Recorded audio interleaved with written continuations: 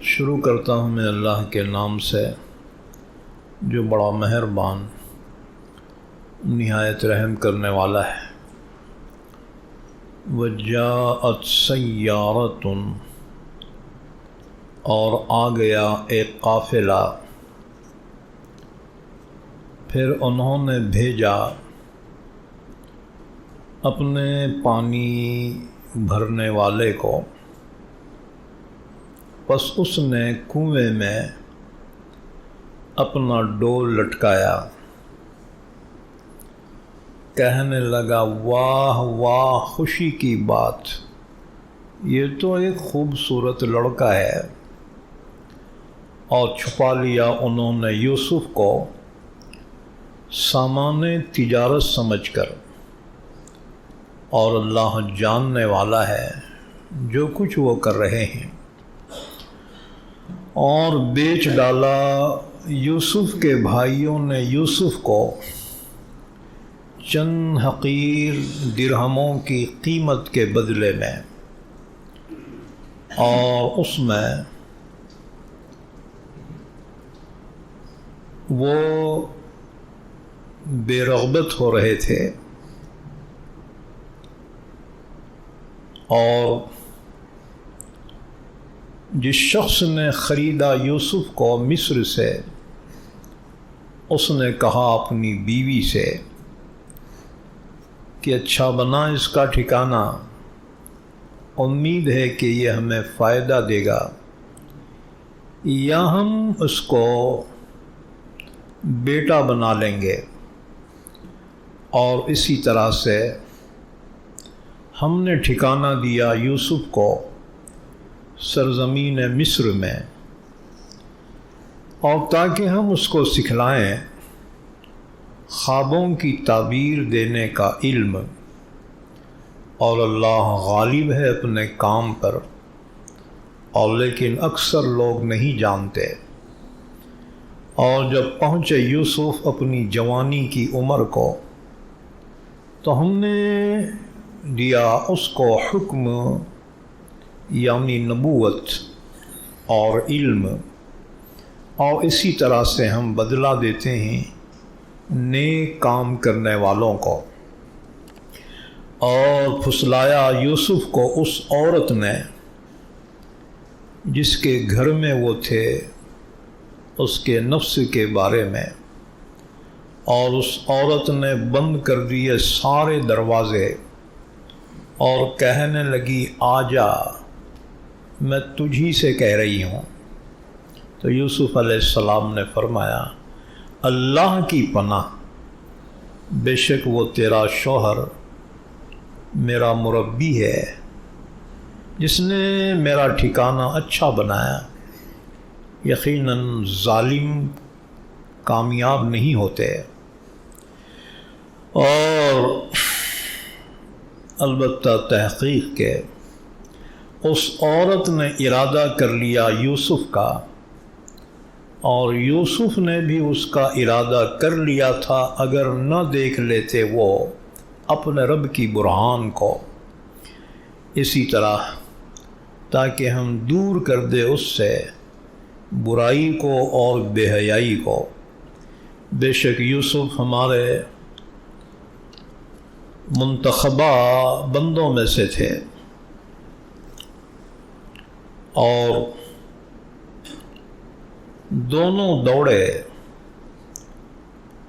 دروازے کی طرف، اور پھاڑ ڈالا عورت نے یوسف کے قمیص کو پیچھے کی جانب سے، اور ان دونوں نے پایا اپنے آقا کو دروازے کے پاس۔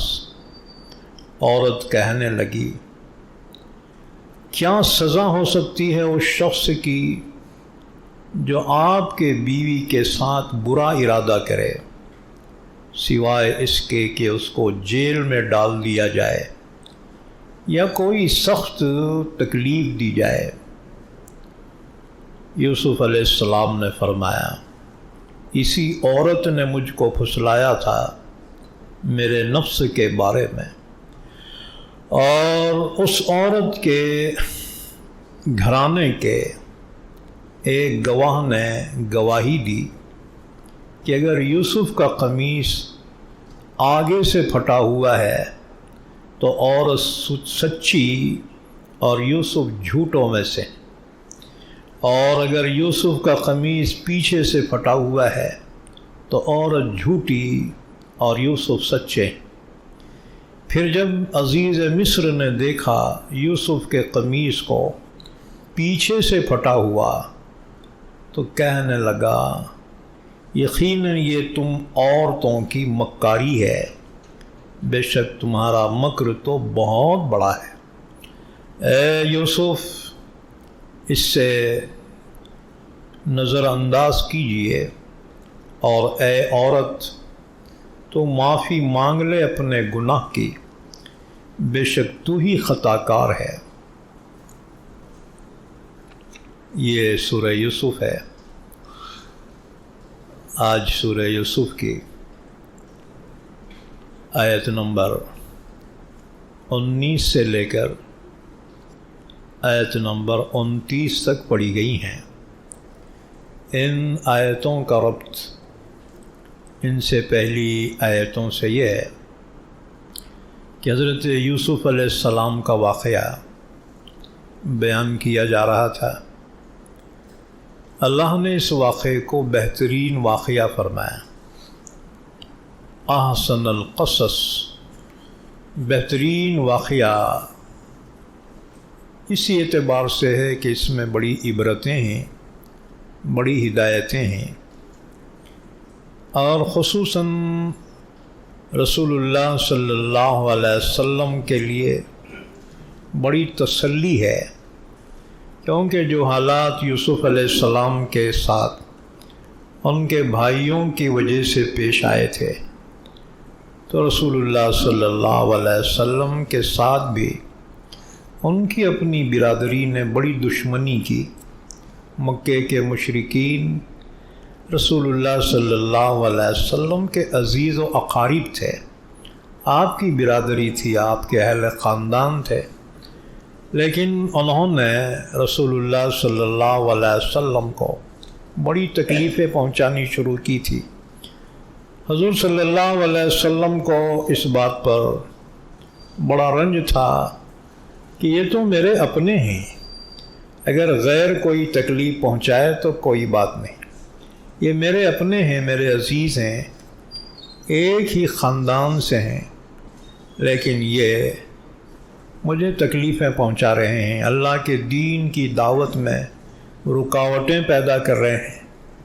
حضور کو بڑا صدمہ تھا۔ اللہ نے سورہ یوسف نازل فرما کر آپ کو تسلی دی کہ آپ جیسے حالات اس سے پہلے یوسف علیہ السلام کے ساتھ بھی پیش آئے تھے۔ ان کے سوتیلے بھائیوں نے یوسف علیہ السلام کو بہت تکلیفیں پہنچائی تھی، اور یوسف نے اس پہ صبر کیا۔ انجام یہ ہوا، آخر اللہ نے یوسف کو وہ عظیم مقام عطا فرمایا کہ بادشاہ بنا دیا ملک مصر کا، اور ان کے بھائی مجبور ہو کر ان کے سامنے پیش کیے گئے، اور انہوں نے اپنی غلطیوں کا اعتراف کیا، تو یوسف علیہ السلام نے ان سب کو معاف کر دیا۔ یہ پیغمبرانہ شفقت تھی کہ اپنے دشمنوں کو بھی انہوں نے معاف کیا۔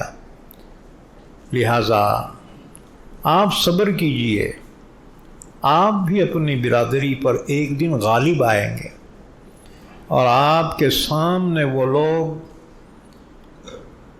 اسی طرح مجرمانہ پیش کیے جائیں گے، تو آپ بھی یوسف کی طرح سے وسعت ظرفی کا مظاہرہ کرتے ہوئے، پیغمبرانہ شفقت کا مظاہرہ کرتے ہوئے آپ بھی اپنے دشمنوں کو معاف کر دینا۔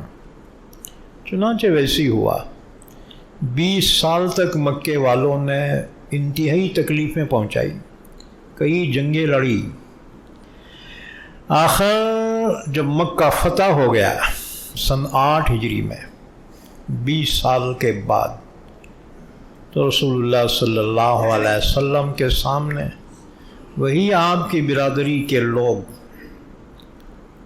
جب پیش کیے گئے تو حضور نے ان سے پوچھا آج میں تمہارے ساتھ کیا معاملہ کروں؟ حضور کے صحابہ 10,000 کی تعداد میں ننگی تلواروں سے پورے مکے کو گھیرے ہوئے ہیں، جو حضور کے ایک اشارے پر چلنے کے لیے بےتاب ہیں۔ تو اس موقع پر حضور نے مشرکین مکہ سے پوچھا بتاؤ میں تمہارے ساتھ کیا معاملہ کروں؟ انہوں نے کہا اخ کریم ابن اخ کریم، آپ ایک شریف بھائی اور شریف بھتیجے ہیں، آپ سے ہم تو بس رحم کی امید کرتے ہیں۔ تو حضور نے فرمایا آج میں تمہارے ساتھ وہی معاملہ کروں گا جو یوسف علیہ السلام نے اپنے بھائیوں کے ساتھ کیا تھا۔ پھر فرمایا لا تثریب علیکم اليوم، میں تمہارے اوپر فرد جرم عائد نہیں کرتا، تمہارے پرانے غلطیوں کو میں آج بیان نہیں کرتا۔ اذهبوا وانتم طلقاء، چلے جاؤ، سب کو میں نے معاف کر دیا، تم سب آزاد ہو۔ تو آپ کے یہ اخلاق کریمانہ کا اثر یہ ہوا کہ 20 سال تک دشمنی کرنے والے صبح سے شام تک ایک دن میں 2000 مکے کے کافر مسلمان ہو گئے۔ اخلاق میں بڑی طاقت ہے۔ 20 سال کے دشمن تھے، جان کے دشمن آپ کے، لیکن جب آپ نے انہیں معاف کر دیا تو وہ سوچنے پہ مجبور ہو گئے یہ کون سے اخلاق ہیں۔ عام انسان تو انتقام لینا چاہتا ہے اور یہ ہے کہ معاف کر رہے ہیں، یہ عام آدمی کے اخلاق نہیں ہو سکتے۔ ضرور ہے کہ یہ اللہ کے سچے رسول ہیں۔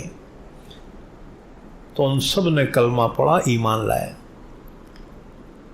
تو سورہ یوسف میں جو اللہ نے تفصیلی واقعہ بیان فرمایا، یوسف علیہ السلام کے حالات بیان کیے، بالکل رسول اللہ صلی اللہ علیہ وسلم کی زندگی میں بھی تقریباً یہ حالات پیش آتے رہے۔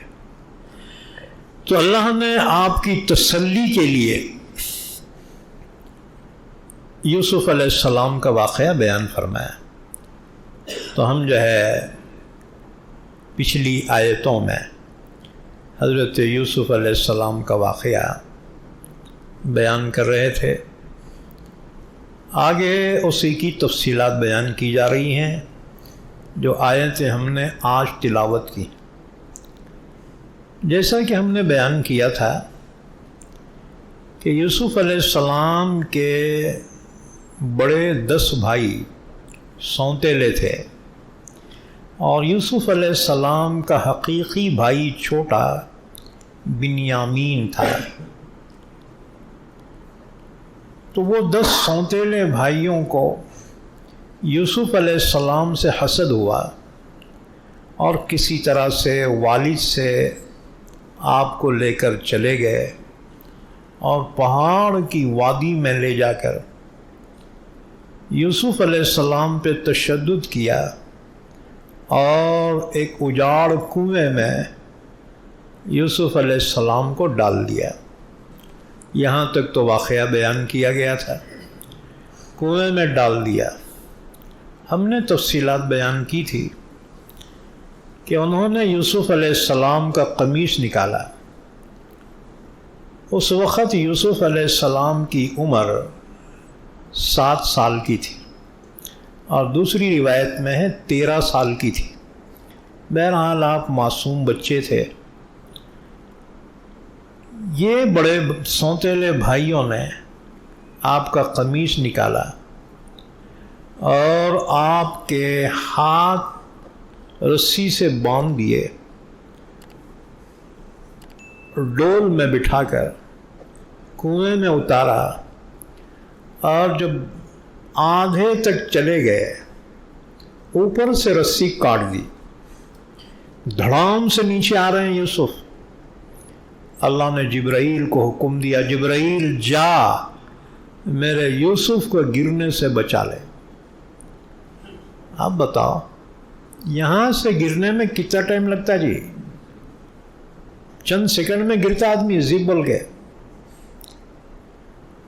حضرت جبرائیل کو اللہ نے حکم دیا جبرائیل جا میرے یوسف کو بچا لے۔ جبرائیل فرماتے ہیں اس وقت میں سدرۃ المنتہا پہ تھا۔ سدرۃ المنتہا بولے تو 7ویں آسمان کے اوپر ایک بیری کا درخت ہے، پورے آسمان پہ چھائے ہوئے، اور اسی کے قریب جنت بھی ہے۔ اللہ نے فرمایا عند سدرۃ المنتہا عندها جنت المأوى، 7ویں آسمان کے اوپر سدرۃ المنتہا۔ تو حضرت جبریل علیہ السلام کو اللہ نے حکم دیا کہ جا یوسف میرا کنویں میں گر رہا ہے، اس کو بچا لے۔ جبریل امین کہتے ہیں اس وقت میں سدرۃ المنتہا پہ تھا، 7ویں آسمان کے اوپر۔ سدرۃ المنتہا بیر کا جھاڑ ہے اور وہ فرشتوں کا ہیڈ کوارٹر ہے۔ فرشتے وہیں رہتے ہیں، جب ڈیوٹی ملتی ہے ان کو تو وہاں سے آتے ہیں، جو ڈیوٹی ملے۔ تو سدرۃ المنتہا پہ ہیں، جبرائیل نے وہاں سے ڈائی ماری تو سیکنڈ کے 1000ویں حصے میں کنویں کے نیچے تھے۔ یوسف جو گرے ہیں اپنے ہاتھوں پہ لیا۔ یہ فرشتوں کی قوت ہے، یاد رکھو۔ فرشتوں کو پر ہوتے ہیں، اللہ نے قرآن میں فرمایا اولی اجنحۃ، جناح کے معنی پر کے آتے ہیں، بازو۔ اجنحہ اس کی جمع ہے، فرشتے پروں والے ہیں۔ اولی اجنحۃ مثنی وثلاث ورباع، کسی فرشتے کو 2 پر ہیں، کسی کو 3 پرا ہیں، کسی کو 4 ہیں۔ لیکن حضور فرماتے ہیں کہ جبریل امین میری فرمائش پر اصلی شکل میں جب آئے تو میں نے دیکھا کہ جبرائیل کے 600 پر ہیں، 600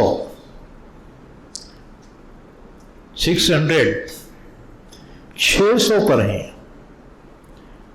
اور آپ نے فرمایا اتنے بڑے ہیں وہ کہ اگر 2 پر کھول لیں جبرائیل تو مشرق سے لے کے مغرب تک پوری دنیا ان کے پروں کے نیچے آ جائے۔ اللہ نے فرمایا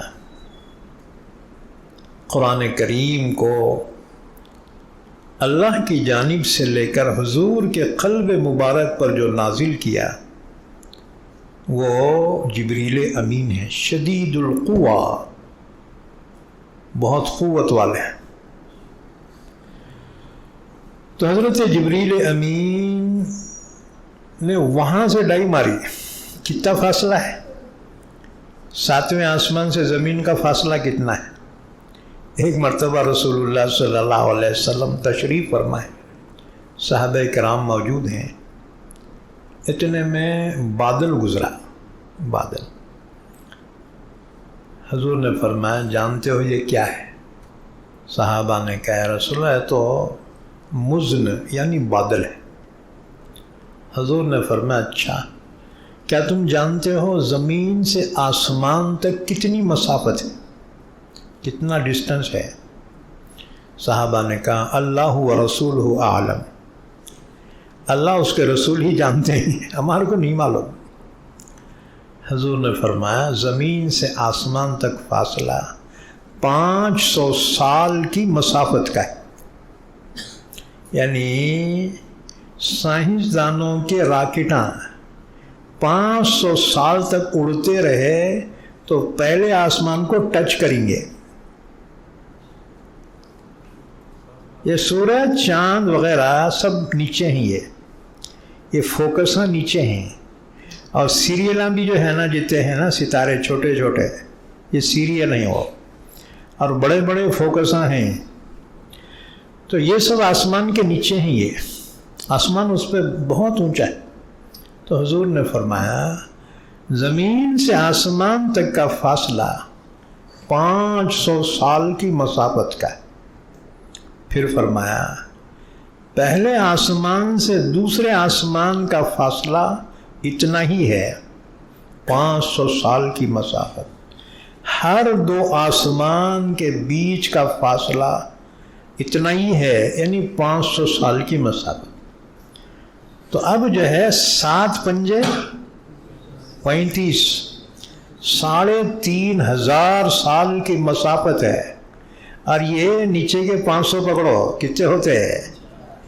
4000 سال کی مسافت کا فاصلہ ہے۔ جبریل امین وہاں سے ڈائی مارے ہیں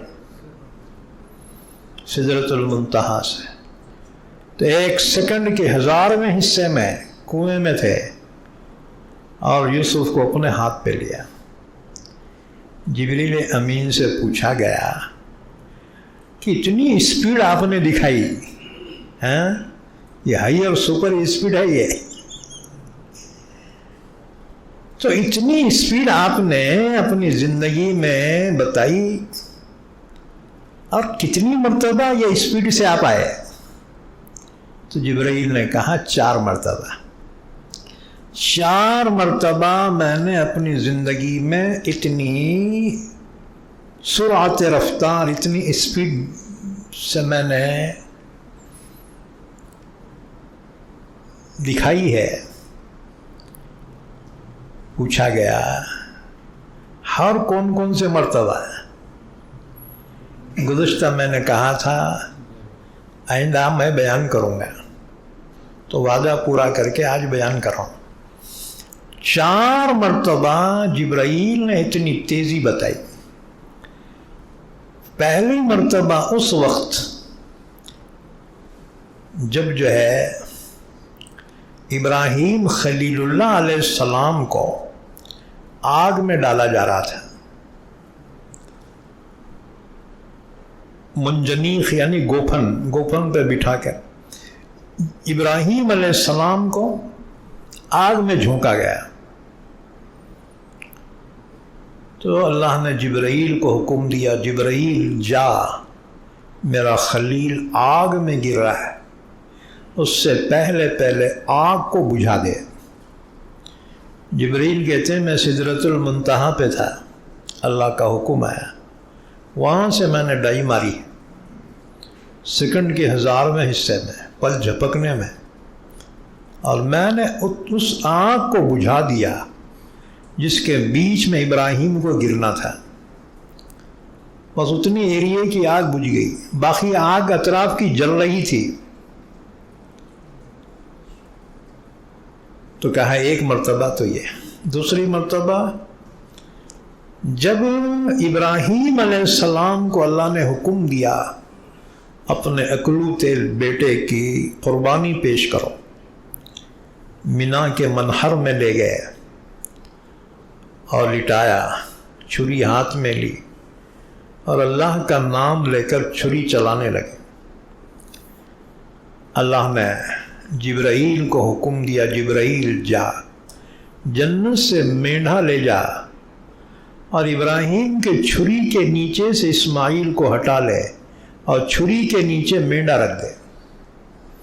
جبرائیل کہتے ہیں اس وقت میں سدرۃ المنتہا پہ تھا، وہاں سے جنت پہنچا، جنت وہاں سے قریب ہی ہے نا، عند سدرۃ المنتہا عندها جنت المأوى، اس کے قریب میں ہے، جنت سے مینڈا لیا اور ڈائی ماری ہے زمین پہ۔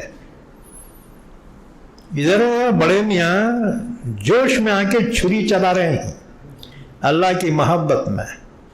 جبرائیل آئے، دیکھا میرے پہنچنے سے پہلے انہوں ذبح کر دیتے بچے کو، وہاں سے پکارا اللہ اکبر اللہ اکبر۔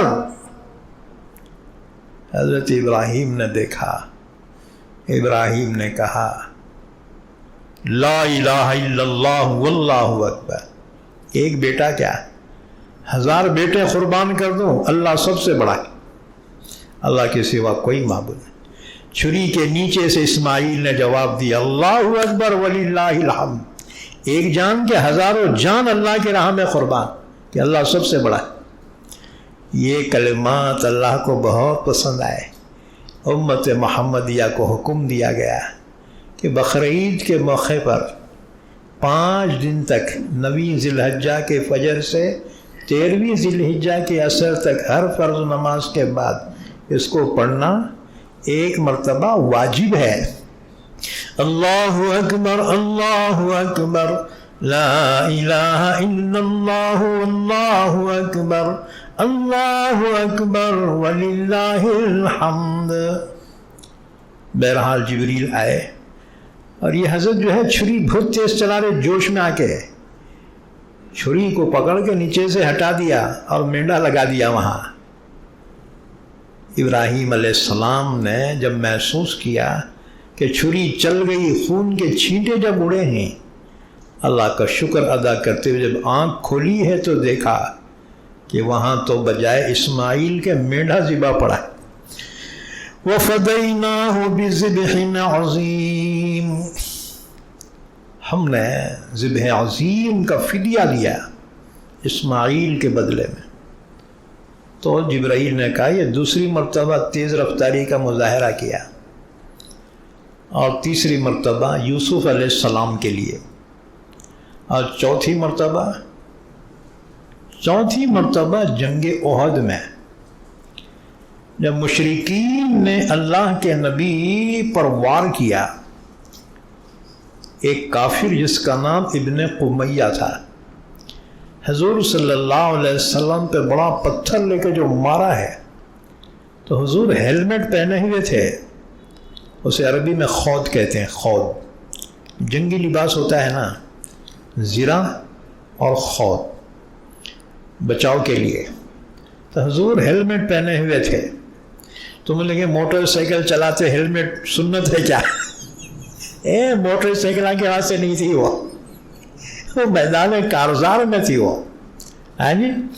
بہرحال رسول اللہ صلی اللہ علیہ وسلم فتح مکہ کے دن بھی حدیث پاک میں ہے آپ خود پہنے ہوئے تھے، یعنی ہیلمٹ، اس کے اوپر امامہ باندھے ہوئے تھے، کالا امامہ، رسول اللہ صلی اللہ علیہ وسلم۔ بہرحال یہ شان بھی تھی آپ کی۔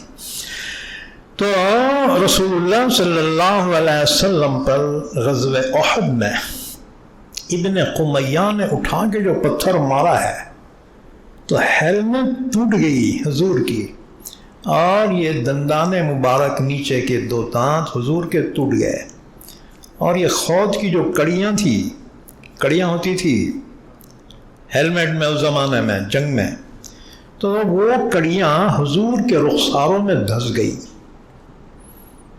جب وہ نکالے گئے تو اس میں سے خون کا فوارہ جاری ہوا۔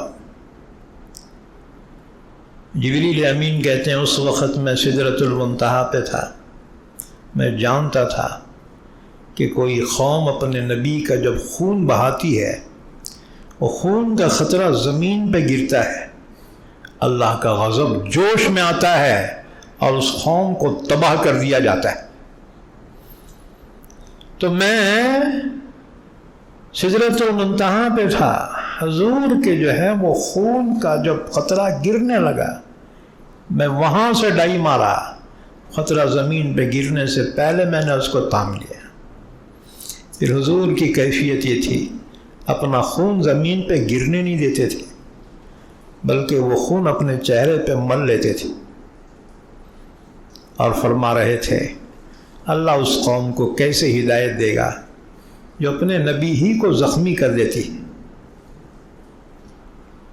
آیت شریفہ نازل ہوئی، خبردار میرے بندوں کے بارے میں آپ کو یہ ریئیکشن کرنے کا کوئی حق نہیں ہے، میرے بندے ہیں، میں چاہوں تو خود سزا دوں گا اور میں چاہوں معاف کر دوں گا، لیکن جب اللہ غضب میں آتا ہے تو رسول اللہ سفارش کرتے ہیں اللہ میری قوم معاف کر دے.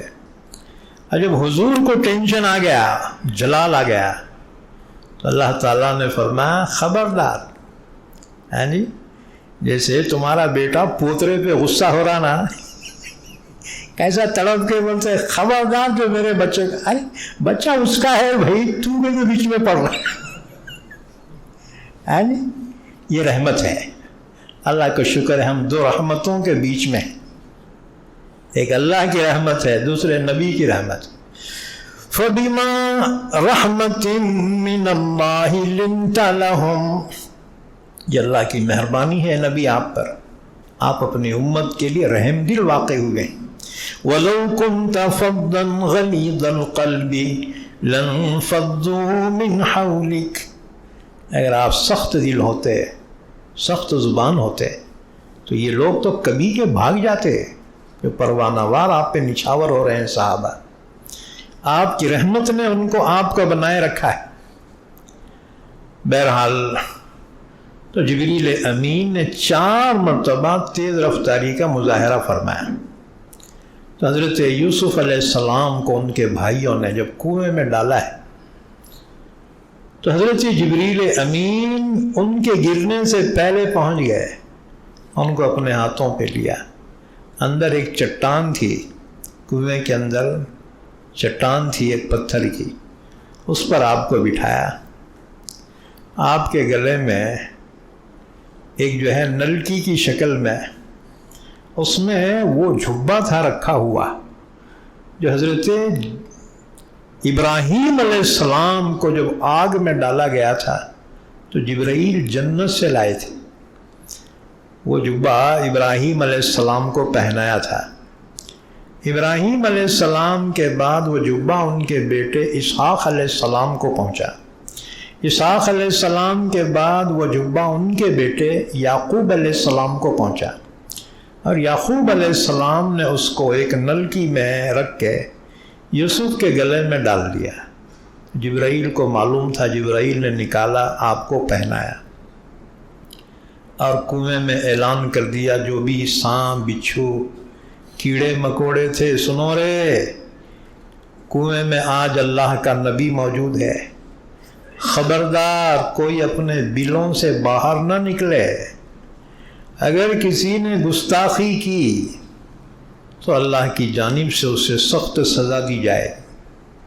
تو سارے حشرات الارض، کیڑے مکوڑے اپنے اپنے بلوں میں رہ گئے، لیکن سانپ بدماش انہیں باہر نکلا اور یوسف کی طرف بڑھنے لگا. آپ نے جب دیکھا، جب اس نے وار کرنا چاہا، یوسف نے ایک دم چیخ ماری. اللہ نے اس کی سزا سانپ کو یہ دی کہ اس کو بہرا کر دیا. اب اس کی نسل بہری ہے، لیکن وہ حساس ہوتا ہے، انسان کی حرکت پہ ایکشن لیتا ہے. تم سمجھتے وہ بین کی آواز سن کے ناچتا ہوں گا؟ نہیں، بلکہ بین بجانے والا ناچتا نا، اس کو جو ہے دیکھ کے انہیں بھی نہیں ناچتا. پھر سانپ بہرا ہوتا ہے. اللہ نے اسے سزا دی ایک نبی کی گستاخی کرنے پر. بہرحال یوسف علیہ السلام 3 دن تک کنویں میں رہے، 3 دن تک کنویں میں رہے. جو بڑا بھائی تھا وہ روزانہ کھانا لے کر آتا تھا. باقیوں میں ذرا تھوڑا نرم دل تھا، اس کا نام تھا یہودا. یہودا جو بڑا بھائی تھا سونتیلا، لیکن باقی جو 9 تھے نا بہت کٹر تھے. وہ یہ ذرا تھوڑا رحم دل تھا. یہ باقی بھائیوں سے چھپ کر کھانا لے کر آتا تھا، اور کھانا لا کے ڈول میں رکھ کے آواز دیتا، یوسف، ارے یوسف، یہ کھانا کھا لے. ڈول سے چھوڑتا تھا. تیسرے دن جب یہ پہنچا تو اس نے آواز دی، یوسف یوسف. 1 نہیں 2 نہیں، کوئی جواب نہیں. گھبرا گیا. اصل میں اندیشہ یہ تھا کہیں انہیں نکل کے بھاگ کے بابا کے پاس پہنچ کر ہماری شکایت نہ کر دے. وہ گھبرا گیا. یوسف کنویں میں نہیں تھے. کہاں گئے تھے؟ ایک قافلہ راستہ بھٹک کر جو مصر جا رہا تھا، راستہ بھٹک کے اس میدان میں آ گیا جہاں یہ کنواں تھا. انہوں نے وہاں پڑاؤ ڈالا اور اپنے پانی بھرنے والے کو حکم دیا، جا رے کانتوں سے کہیں بھی پانی ہونگا تو لے کر آیا. تو وہ ڈھونڈتے ڈھونڈتے ایک کنویں کے پاس آیا. اس نے ڈول رسی لٹکائی کنویں میں. حضرت یوسف علیہ السلام نے دیکھا کہ ڈول تو آ رہا لیکن آواز کوئی نہیں دے رہا. کیا بات ہے؟ کیونکہ بڑا بھائی آتا تھا نا، پہلے آواز دیتا تھا، ارے یوسف یوسف. آج کوئی آواز نہیں لیکن ڈول برابر آ رہا. سمجھ گئے؟ دیکھو نبی بہت عقل مند ہوتا ہے. نبوت ملنے سے پہلے بھی آپ سمجھ گئے. اللہ زندگی میں چانس دیتا ہے ہر ایک کو. ہاں جی، گولڈن چانس ہر ایک کو دیتا اللہ. اگر کوئی فائدہ اٹھایا رے کامیاب اور مس کر دیا، زندگی بھر بم مارتے بیٹھتا. ہاں جی، حضرت یوسف علیہ السلام نے دیکھا ڈول تو آ رہا ہے لیکن آواز نہیں دے رہا کوئی. سمجھ گئے یہ ڈول بھائی کا نہیں ہے، یہ کسی اور کا ہے. نیچے آنے دیے. نیچے جب آیا رسی پکڑ کے ڈول میں بیٹھ گئے. اب انہیں کھینچ رہا، اس کو وزن دکھ رہا. انہیں سمجھ رہا کہاں تو بھی اٹکا ہوں گا. اس نے طاقت سے جب کھینچا ہے تو ڈول کے ساتھ آپ نکل آئے. اتنے خوبصورت تھے آپ، بہت حسین. تو اس نے دیکھا تو مارے خوشی کے پکارا، یا بشرا ھذا غلام. واہ واہ، خوشی کی بات، کتنا پیارا بچہ نکل آئے. پھر دل ہی دل میں حساب مارنے لگا، اسے مصر کے بازار میں بیچا تو کتنے پیسے آئیں گے. ہمارے زمانے میں جیسے بیل بازار رہتے نا جی، بیل بازار، اس زمانے میں انسانوں کے بازار لگتے تھے. باندی غلام اس زمانے میں بکتے تھے. لوگ خریدتے تھے پیسے سے اور ان کو نوکر چاکر بنا کے رکھتے تھے. تو اس نے جب دیکھا کنویں میں سے خوبصورت بچہ نکل آیا، بہت خوش ہوا اور اس نے مارے خوشی کے پکارا، یا بشرا ھذا غلام. عرب میں غلام کہتے ہیں معصوم پیارے بچے کو. ہاں جی، اور اردو میں غلام کہتے ہیں زرخرید نوکر کو. ہاں جی، تو عربی میں غلام کے معنی پیارا بچہ، معصوم بچہ. حدیث میں ہے نا، حضرت انس سے حضور فرماتے تھے، یا غلام، اے پیارے بچے. تو اس نے جو ہے نکال لیا یوسف علیہ السلام کو اور دل میں حساب مار رہا، اسے لے جا کے مصر کے بازار میں بیچا تو کتنے پیسے آئیں گے، اور لے جا کے قافلے میں چھپا کے رکھا، کس کو پتہ نہیں چلنا. نہیں تو ہر ایک بولتا میرا بھی حصہ رہے، میرا بھی حصہ. ہاں جی، صدقہ کم شیطانہ زیادہ. کس کو بھی نہیں بولا، چھپا کے رکھا. اب جو ہے بڑا بھائی جب کنویں پہ پہنچا یہودا، اس نے آواز لگائی، یوسف، ارے یوسف. جواب نہیں، ایک آواز نہیں، کچھ نہیں. انہیں ہو گیا پریشان. انہیں جا کے باقی بھائیاں کو بولا، ارے کنویں میں یوسف نہیں ہے. اب وہ بھی گھبرا گئے. ارے بھائی نکال کے بھاگ کے بابا کے پاس آ جائیں گے انہیں، ہمارا بھانڈا پھٹ جاتا ہے، چلو تلاش کریں گے۔ اب پورے 10 بھائیاں ڈھونڈنے کے واسطے نکلے، کنویں کے اطراف میں ڈھونڈا، پھر ان کو نظر آیا قافلہ پڑاؤ ڈالا ہوا ہے، تو کہا چلو قافلے میں بھاگ کے گیا ہوں گا یا قافلے والے نکالے ہوں گے۔ چنانچہ وہاں پہ جب پہنچے تو یوسف علیہ السلام کی نظر پڑی، آئے رے دشمنا، جی، اور انہوں نے دیکھ لیا یوسف کو چھپتے ہوئے، جا کر قافلے والوں کو ڈانٹنا شروع کر دیا کہ یہ ہمارا بھاگا ہوا غلام ہے، یہ ہمارا بھاگا ہوا غلام ہے، تمہارا کہاں سے ملا؟ اب انہوں دل میں حسابہ لگا رہے، اتنے کو بیچیں گے اتنے کو۔ اب یہ دعوے دار آگے نا، اب ان کا پورا حساب خراب ہو جا رہا ان کا۔ اور انہوں نے کہا اچھا جان دے، تمہارا چھوںگا غلام، تم بولو ہمارے ہاتھ کتنے میں بیچتے، ہم خریدتے۔ اب بھائیوں کو تو یہ چھونا تھا، باپ سے دور کرنا ان کا منشا تھا، بیچنا منشا نہیں تھا، پیسے کمانا منشا نہیں تھا ان کا منشا یہ تھا باپ بہت زیادہ چاہتے ہیں ان کو، لہذا یوسف کو کیسے بھی باوا سے دور کر دیا جائے۔ سودا شروع ہو گیا، وَشَرَوْهُ بِثَمَنٍ بَخْسٍ دَرَاهِمَ مَعْدُودَةٍ، قیمت طے ہو گئی۔ عبداللہ بن مسعود کی روایت ہے، یوسف کے بھائیوں نے یوسف کو بیچا 20 درہم میں، 20 درہم میں بیچا۔ جب سودا ہو گیا تو یوسف کے بھائی وہیں پہ منڈلاتے رہے، کیونکہ ان کو اندیشہ تھا انہیں بھاگ کے کہیں باوا کے پاس نہ جائے۔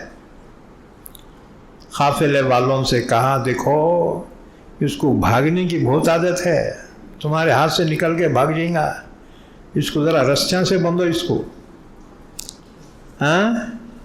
یہ ملک کی سرحد سے باہر لے جانے کے بعد چھوڑو اس کو۔ اور ان کا اچھی بات ہے۔ بہرحال یوسف علیہ السلام کو لے کر قافلے والے چلے اور ملک مصر پہنچے۔ ملک مصر بولتے ہیں ایجپت، ایجپت بولتے ہیں نا مراٹھی میں، انگلش میں، تو اردو میں اس کو مصر کہتے ہیں۔ مصر وہ لے کر چلے گئے۔ اور ایک بات یاد رکھو، مصر کے ہر بادشاہ کا لقب فرعون ہوتا تھا۔ قرآن میں جس فرعون کا ذکر ہے نا، وہ موسیٰ کے زمانے کے بادشاہ کا ذکر ہے۔ اس کا نام تھا ولید بن مسعب بن ریان، موسیٰ علیہ السلام کے زمانے کے فرعون، تو بڑا ظالم تھا۔ یوسف علیہ السلام کے زمانے کا جو فرعون تھا اس کا نام تھا ریان بن اسید، ریان بن اسید۔ اور ایک بات یاد رکھو، یوسف علیہ السلام کے زمانے میں 2 فرعون گزرے۔ ایک فرعون جو تھا وہ ایمان تو نہیں لایا، لیکن یوسف علیہ السلام کو تکلیف بھی نہیں دی اس نے۔ اس کے مرنے کے بعد اس کا بیٹا فرعون بنا اور وہ یوسف علیہ السلام پہ ایمان لایا۔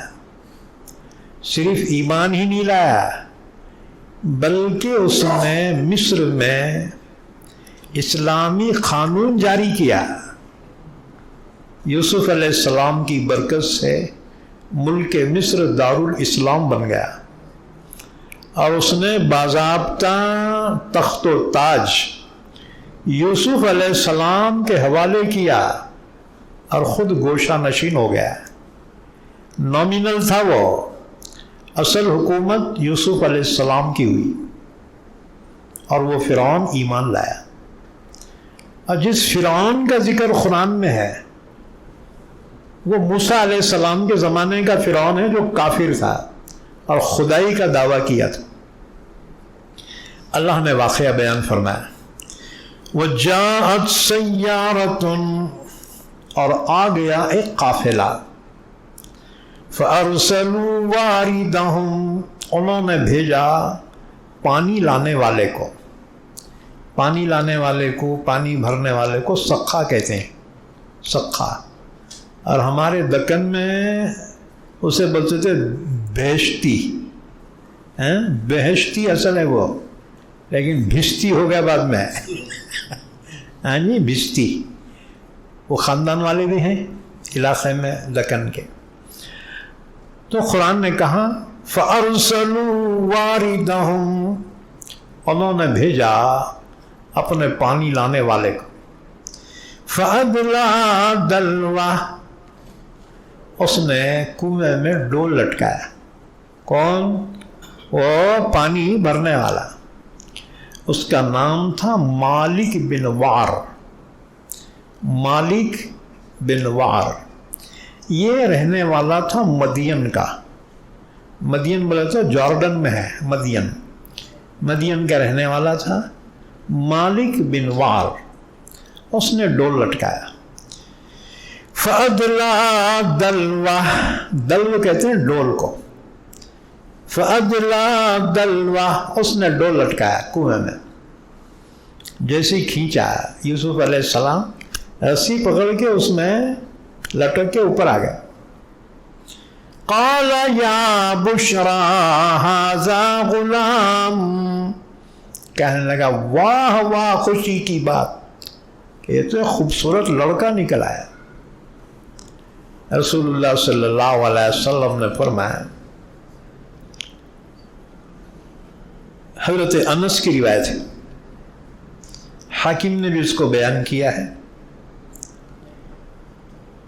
رسول اللہ صلی اللہ علیہ وسلم نے فرمایا کہ یوسف کو سارے انسانوں کے حسن کا آدھا حصہ دیا گیا تھا. حسن کے 2 حصے کیے جائیں، آدھے میں پوری دنیا کے حسینائیں اور آدھا یوسف علیہ السلام کو حسن عطا فرمایا تھا. کتنے خوبصورت ہوں گے.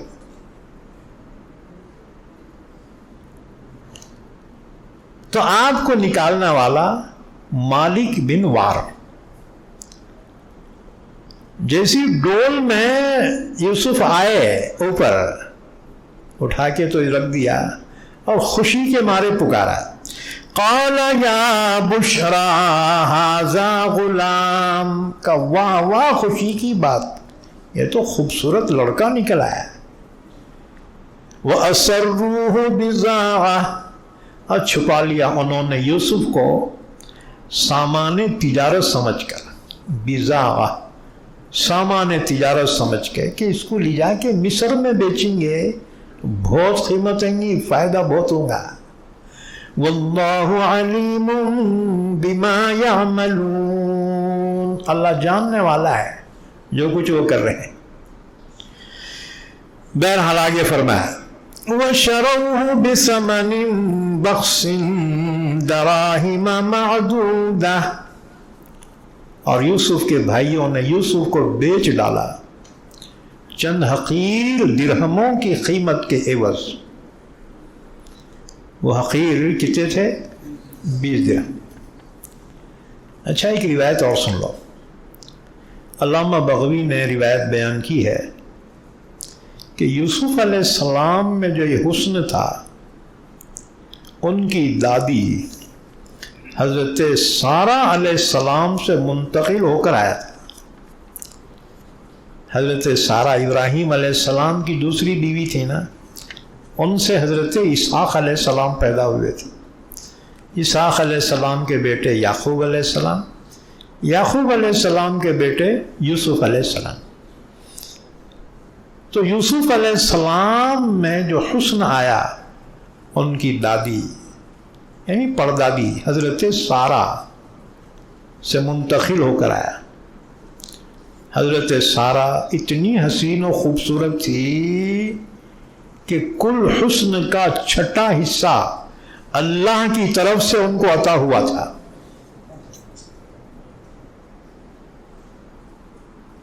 اسی طرح سے اور ایک روایت ابن اسحاق کی روایت ہے، یوسف علیہ السلام اور ان کی والدہ راحیل کے حصے میں 2/3 حسن آ گیا تھا. 2/3، 1/3 میں پوری دنیا کی حسن، اور یہ ماں بیٹے میں 2/3 حسن اللہ نے عطا فرمایا تھا.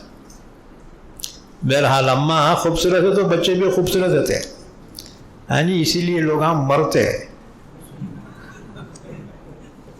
خوبصورت بچی کر لینے کو مرتے دیکھو. اے ہمارے کو مال دولت نہیں ہونا جی، تمہاری بچی نمبر 1 رہنا. تیرا بچہ رنگ گیا تو پیسہ واپس. انہیں کیسا بھی رہنے بیٹا. تو ماں خوبصورت تو اولاد خوبصورت. حضرت یوسف علیہ السلام کی اماں راحیل وہ بھی بڑی خوبصورت تھی. حضرت یوسف علیہ السلام کا حسن کیا کہنا. رسول اللہ صلی اللہ علیہ وسلم نے فرمایا کہ اللہ نے پوری دنیا کا آدھا حسن یوسف علیہ السلام کو عطا فرمایا. حضور نے فرمایا شب معراج میں 3 آسمان پر میں نے یوسف علیہ السلام سے ملاقات کی. شب معراج آ رہی، دیکھو اب رجب کا مہینہ ہے نا، 26 رجب 27ویں شب. اکثر مشہور روایت کے مطابق اسی شب میں معراج ہوئی. اور بھی روایتیں ہیں، ہم انکار نہیں کر سکتے.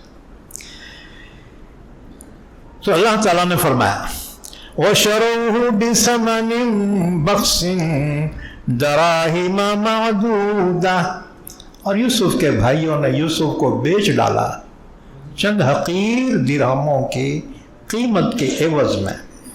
وَكَانُوا فِيهِ مِنَ الزَّاهِدِينَ، اور وہ لوگ یوسف سے بیزار ہو رہے تھے. یعنی پیسے کمانے کو بیچا نہیں انہوں نے، بلکہ بیزار ہو رہے تھے کب ہمارے علاقے سے چل جاتا، باوا سے کب جدا ہوتا. یہ تو بہانہ تھا بیچنا، ورنہ اصل مقصد تھا باوا سے دور کر دینا. ایک معنی آیت کے یہ ہے.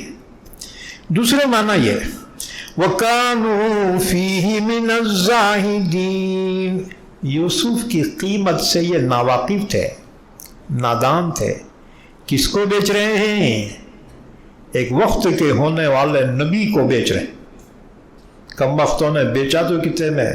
20 روپے میں، 20 درہم میں. وَكَانُوا فِيهِ مِنَ الزَّاهِدِينَ، وہ تو بے رغبت ہو رہے تھے. اور ایک روایت 20 درہم بیچے. اب یہ 10 تھے نا، سونتےلے 10، اب تقسیم کر رہے ہیں آپس میں، ہر ایک کو 2 آ رہے نا جی، ہر ایک کو 2.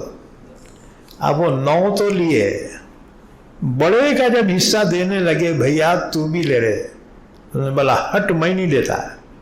تمہارے کو شرم آنا رہے، اپنے بھائی کو بیچ کے پیسے لے رہے، فل گالیں دیا انہیں.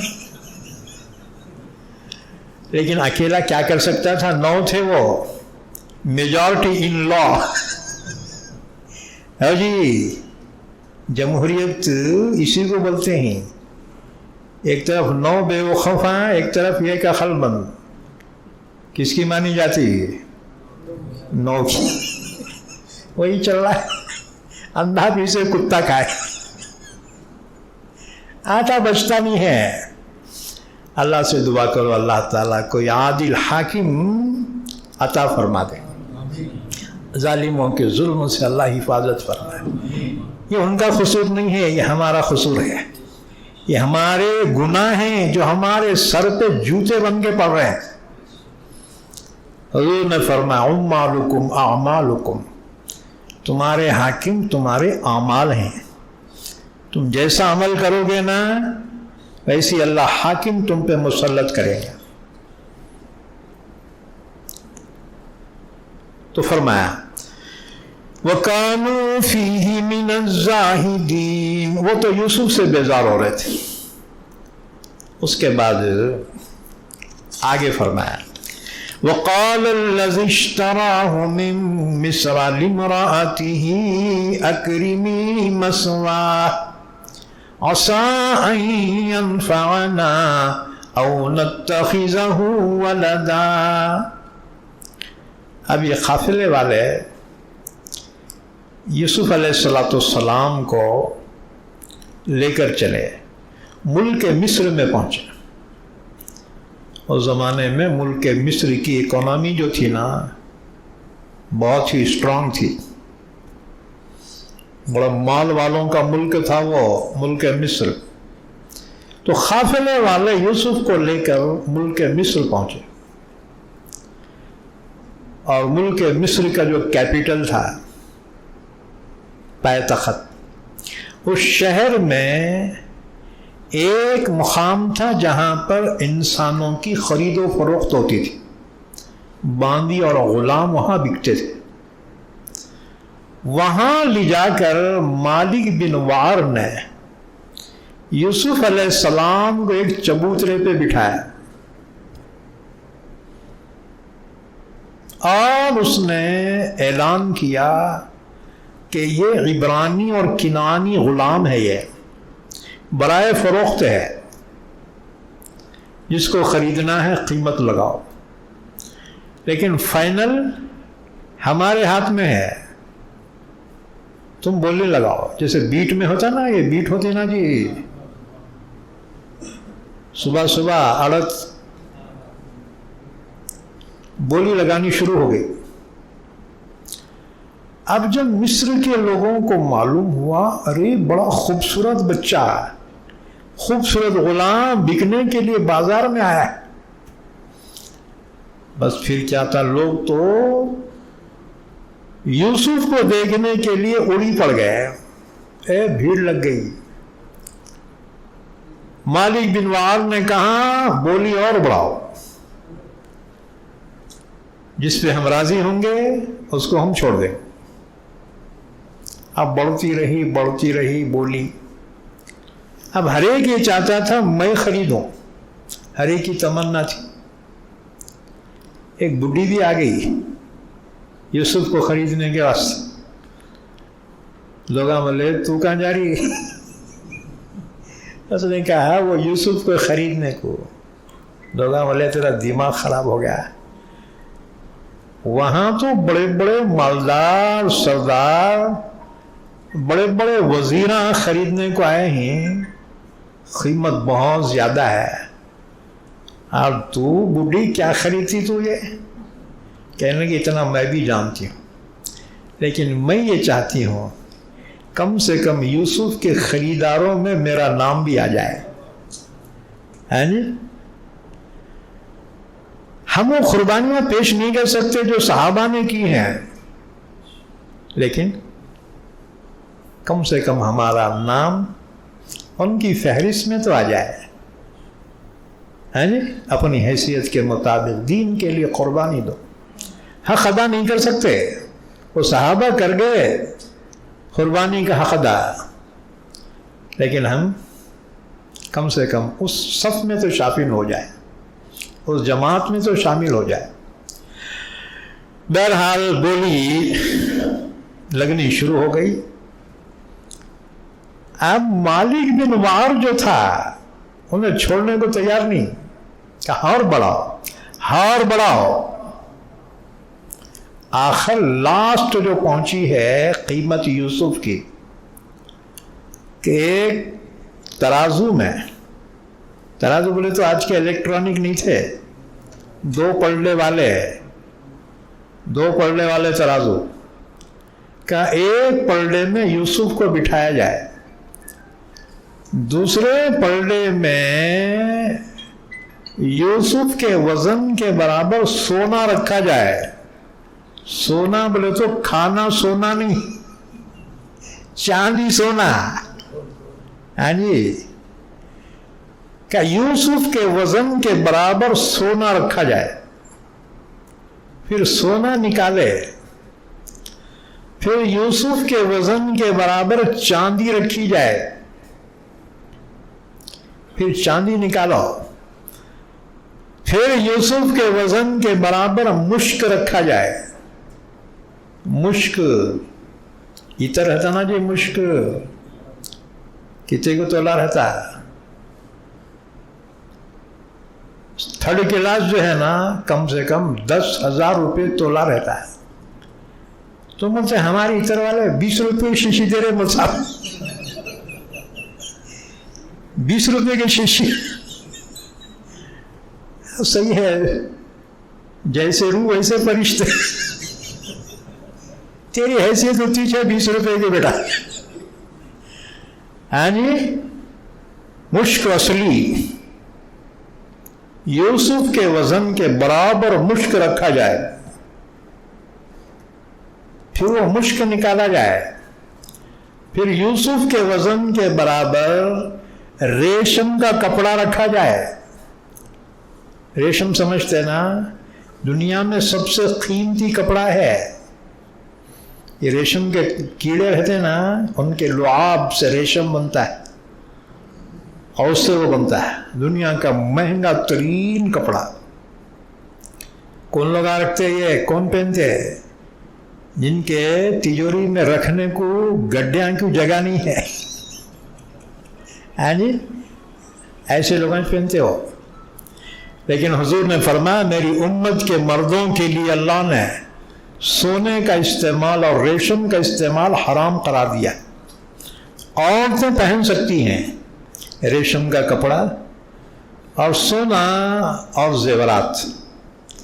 حضور نے فرمایا میرے امت کے مردوں کے لیے ریشم کا پہننا اور سونے کا پہننا حرام قرار دیا گیا ہے مردوں کے لیے۔ بہرحال یوسف علیہ السلام کی یہ قیمت طے ہو گئی۔ آپ بتاؤ، آپ کے وزن کے برابر سونا، وزن کے برابر چاندی، وزن کے برابر مشک، آپ کے وزن کے برابر ریشم، آپ اتنی قیمت کون دینا ہے؟ لوگوں پیچھے ہٹ گئے نا، اے بھائی اتنی قیمت ہم نہیں دے سکتے۔ اب اس کی اطلاع ملی اس ملک کے وزیر خزانہ کو، وتھ منتری، ہاں جی، وتھ منتری کو ملی اطلاع کہ اتنی قیمت ایک غلام کی، وہ غلام کیسا ہوگا؟ جب بازار میں آ کر یوسف کو دیکھا، بس اس نے تو یوسف کو دیکھتے ہی سمجھ گیا کہ یہ کوئی عام غلام نہیں ہوتا ہے۔ اور حقیقت میں یوسف غلام تھے ہی نہیں نا جی، یہ تو پیغمبر زادے تھے یہ۔ حضور نے فرمایا سب سے بہترین نسب الکریم ابن الکریم ابن الکریم ابن الکریم، خود بھی معزز، والد بھی معزز، دادا بھی معزز، پردادا بھی معزز۔ فرمایا یوسف بن یعقوب بن اسحاق بن ابراہیم، یوسف علیہ السلام خود پیغمبر، ان کے والد یعقوب علیہ السلام پیغمبر، دادا اسحاق علیہ السلام بھی پیغمبر، پردادا ابراہیم علیہ السلام بھی پیغمبر۔ تو حضور نے فرمایا کریم ابن کریم ابن کریم ابن کریم، یوسف بن یعقوب بن اسحاق بن ابراہیم۔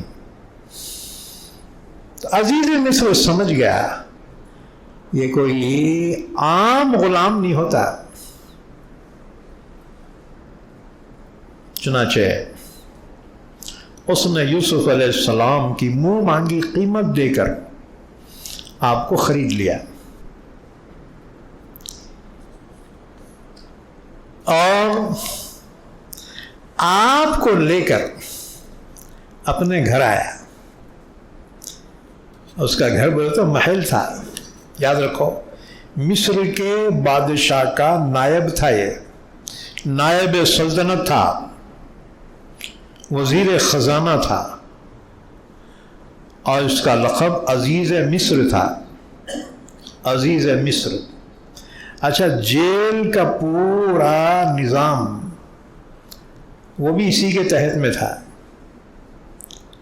اور ملک مصر کے تمام خزانوں کا نگران بھی یہی تھا۔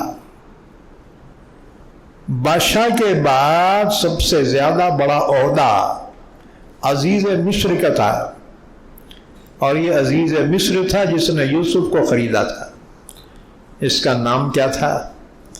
اس کا نام ایک روایت میں ہے قطفیر، قطفیر، دوسری روایت میں اتفیر، چلو خطفیر رہندے نے تو اتفیر رہندے، ہاں جی۔ اس نے یوسف علیہ السلام کو خریدا مصر کے بازار سے اور گھر لے کر آیا، اور اپنے بیوی کو تاکید کر رہا ہے، دیکھ میں یہ بچہ بازار سے خرید کے لایا ہوں، یہ غلام، اس کو عام نوکر کی طرح سے مت رکھنا، اس کی عزت کرنا، اس کا خیال رکھنا، آئندہ یہ ہمیں ضرور فائدہ دے گا، اور نہیں تو بھی ہم اس کو اپنا بیٹا بنا لیں گے، کیونکہ عزیز مصر کو کوئی اولاد نہیں تھی، اولاد نہیں تھی، بلکہ یہ اولاد پیدا کرنے کے قابل نہیں تھا، حالانکہ اس کی بیوی شاہی گھرانے کی تھی، بڑی حسین خوبصورت، مصر کے حسیناؤں میں سے ایک حسینہ تھی۔ شادی ہو گئی، اب یہ اپنے بیوی کے خواہش پوری نہیں کر سکتا تھا، لیکن عزت کے واسطے وہ خاموش ہو گئی تھی، کیونکہ بدنامی ہو جاتی نا جی، تو تیری بھی چپ میری بھی چپ، لیکن اولاد کی خواہش تھی، اولاد پیدا نہیں کر سکتا تھا۔ اس نے یوسف پر جب نظر ڈالی تو اس نے منتخب کیا کہ اس کو میں خریدوں گا اور یہ مجھے فائدہ ہی دے گا، یعنی اتنی زیادہ قیمت دے کر میں نے جو خریدا تو میں نقصان میں نہیں ہوں، یہ اتنی قیمت کے قابل ہے، بلکہ اس سے بھی بڑھ کر ہے۔ یہ یوسف علیہ السلام کی صلاحیت کو اس نے اسی وقت محسوس کر لیا تھا، بڑا عقلمند تھا، اور جیسا اندازہ تھا نا یوسف ویسے ہی نکلے کہ آپ کی صلاحیتیں جب ظاہر ہوئی، اللہ نے پیغمبر بھی بنایا اور آپ ملک مصر کے بادشاہ بن گئے۔ کتنا عقلمند تھا وہ۔ عبداللہ ابن مسعود رضی اللہ تعالیٰ عنہ نے فرمایا، دنیا میں 3 عقلمند گزرے ہیں،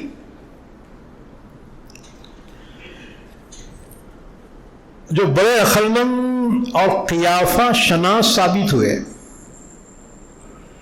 کسی کو ایک نظر سے دیکھ کر اس کی صلاحیتوں کا اندازہ لگانا، اسے بولتے ہیں قیافہ شناس۔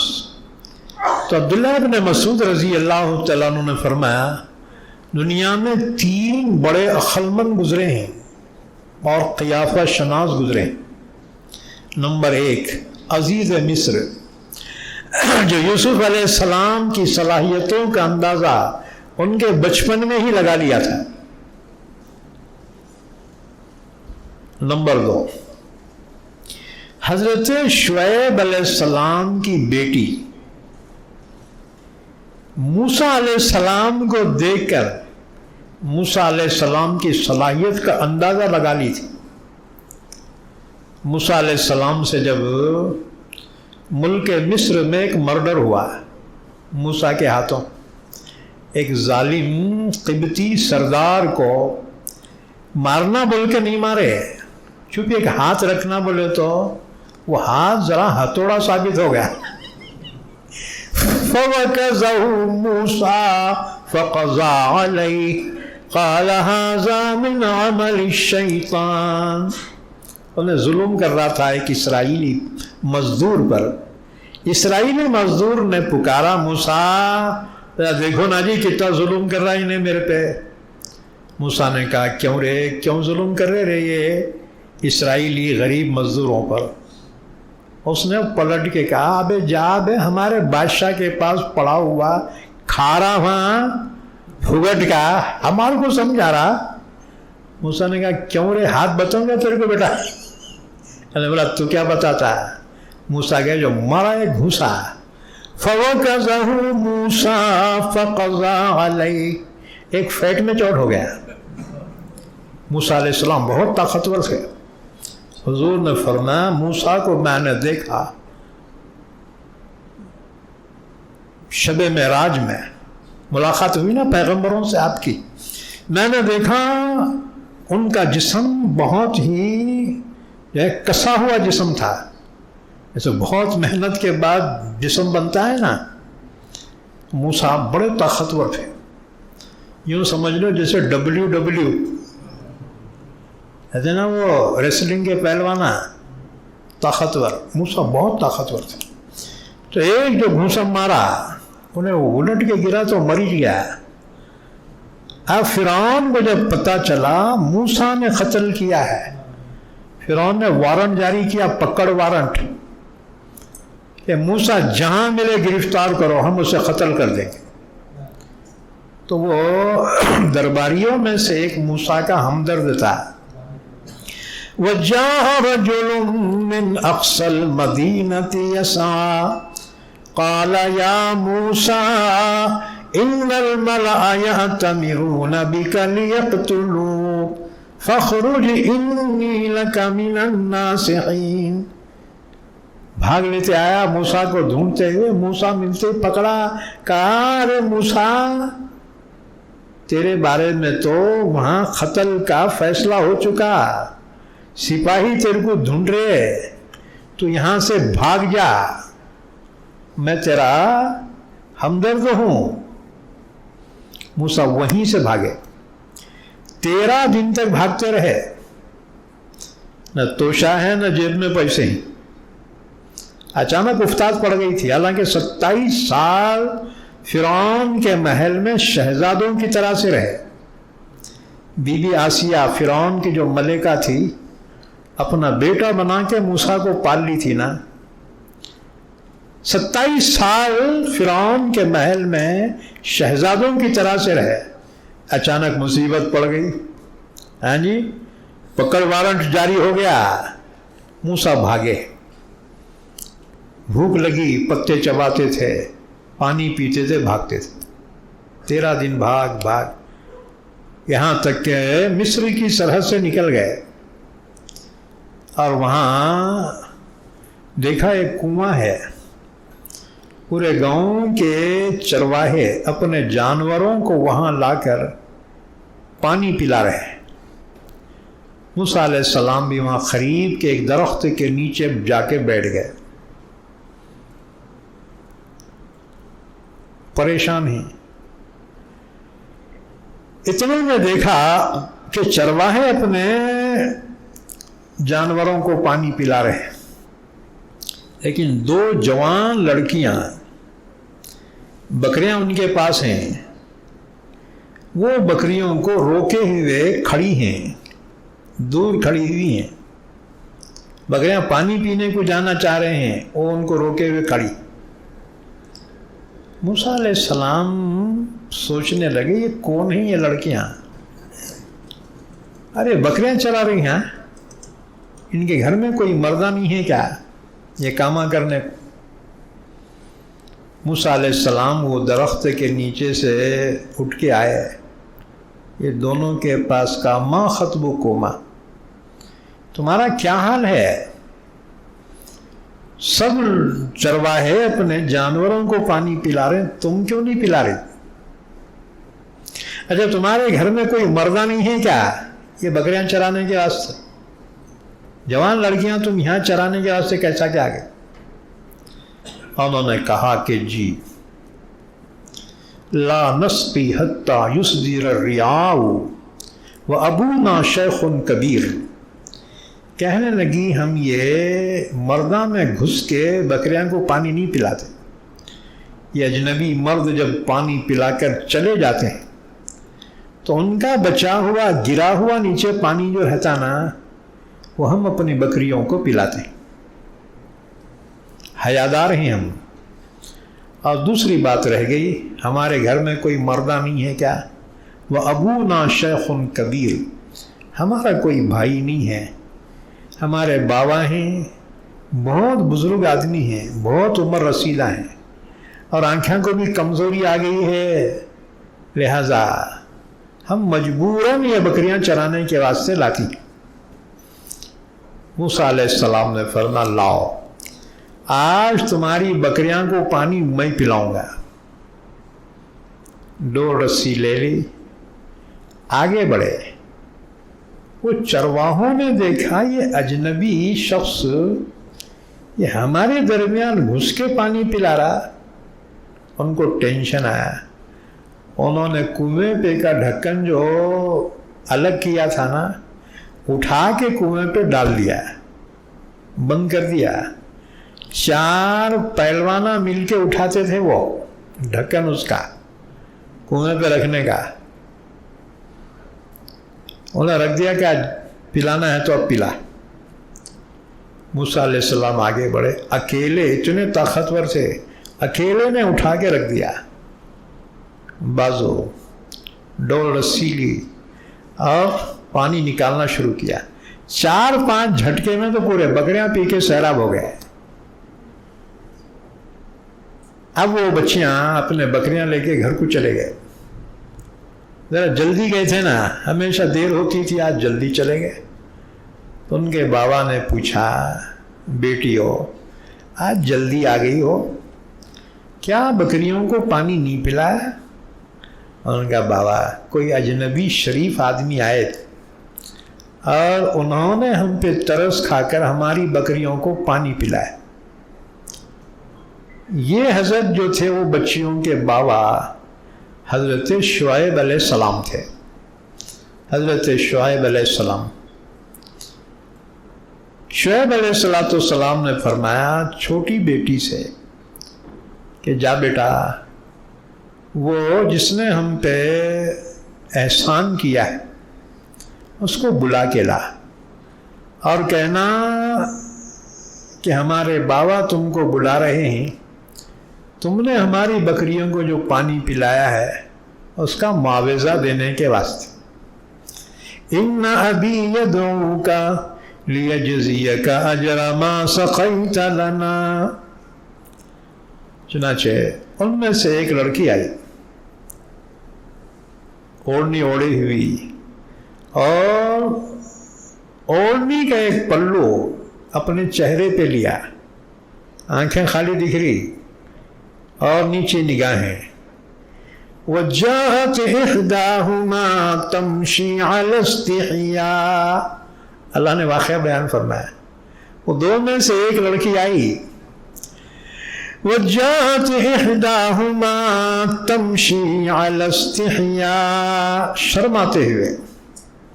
قالت، کہنے لگی، ان ابی یدعوک، او اجنبی مسافر، ہمارے بابا تمہارے کو بلا رہے ہیں. ان ابی یدعوک لیجزیک اجر ما سقیت لنا. تم نے ہماری بکریوں کو پانی پلایا نا، ہمارے بابا بلا رہے، چلو تمہارے کو معاوضہ دینے کے واسطے. حضرت موسیٰ علیہ السلام نے غنیمت سمجھا، کیونکہ آگے کہاں جانا ہے نہیں پتا تھا، واپس گاؤں کو جا نہیں سکتے، جاتے ہی پکڑے جاتے. ہاں جی، کیونکہ پکڑ وارنٹ تھا، مرڈر کیس تھا، وہ پیچھے نہیں جا سکتے تھے. آگے کون سی منزل ہی نہیں تھی موسیٰ علیہ السلام کی.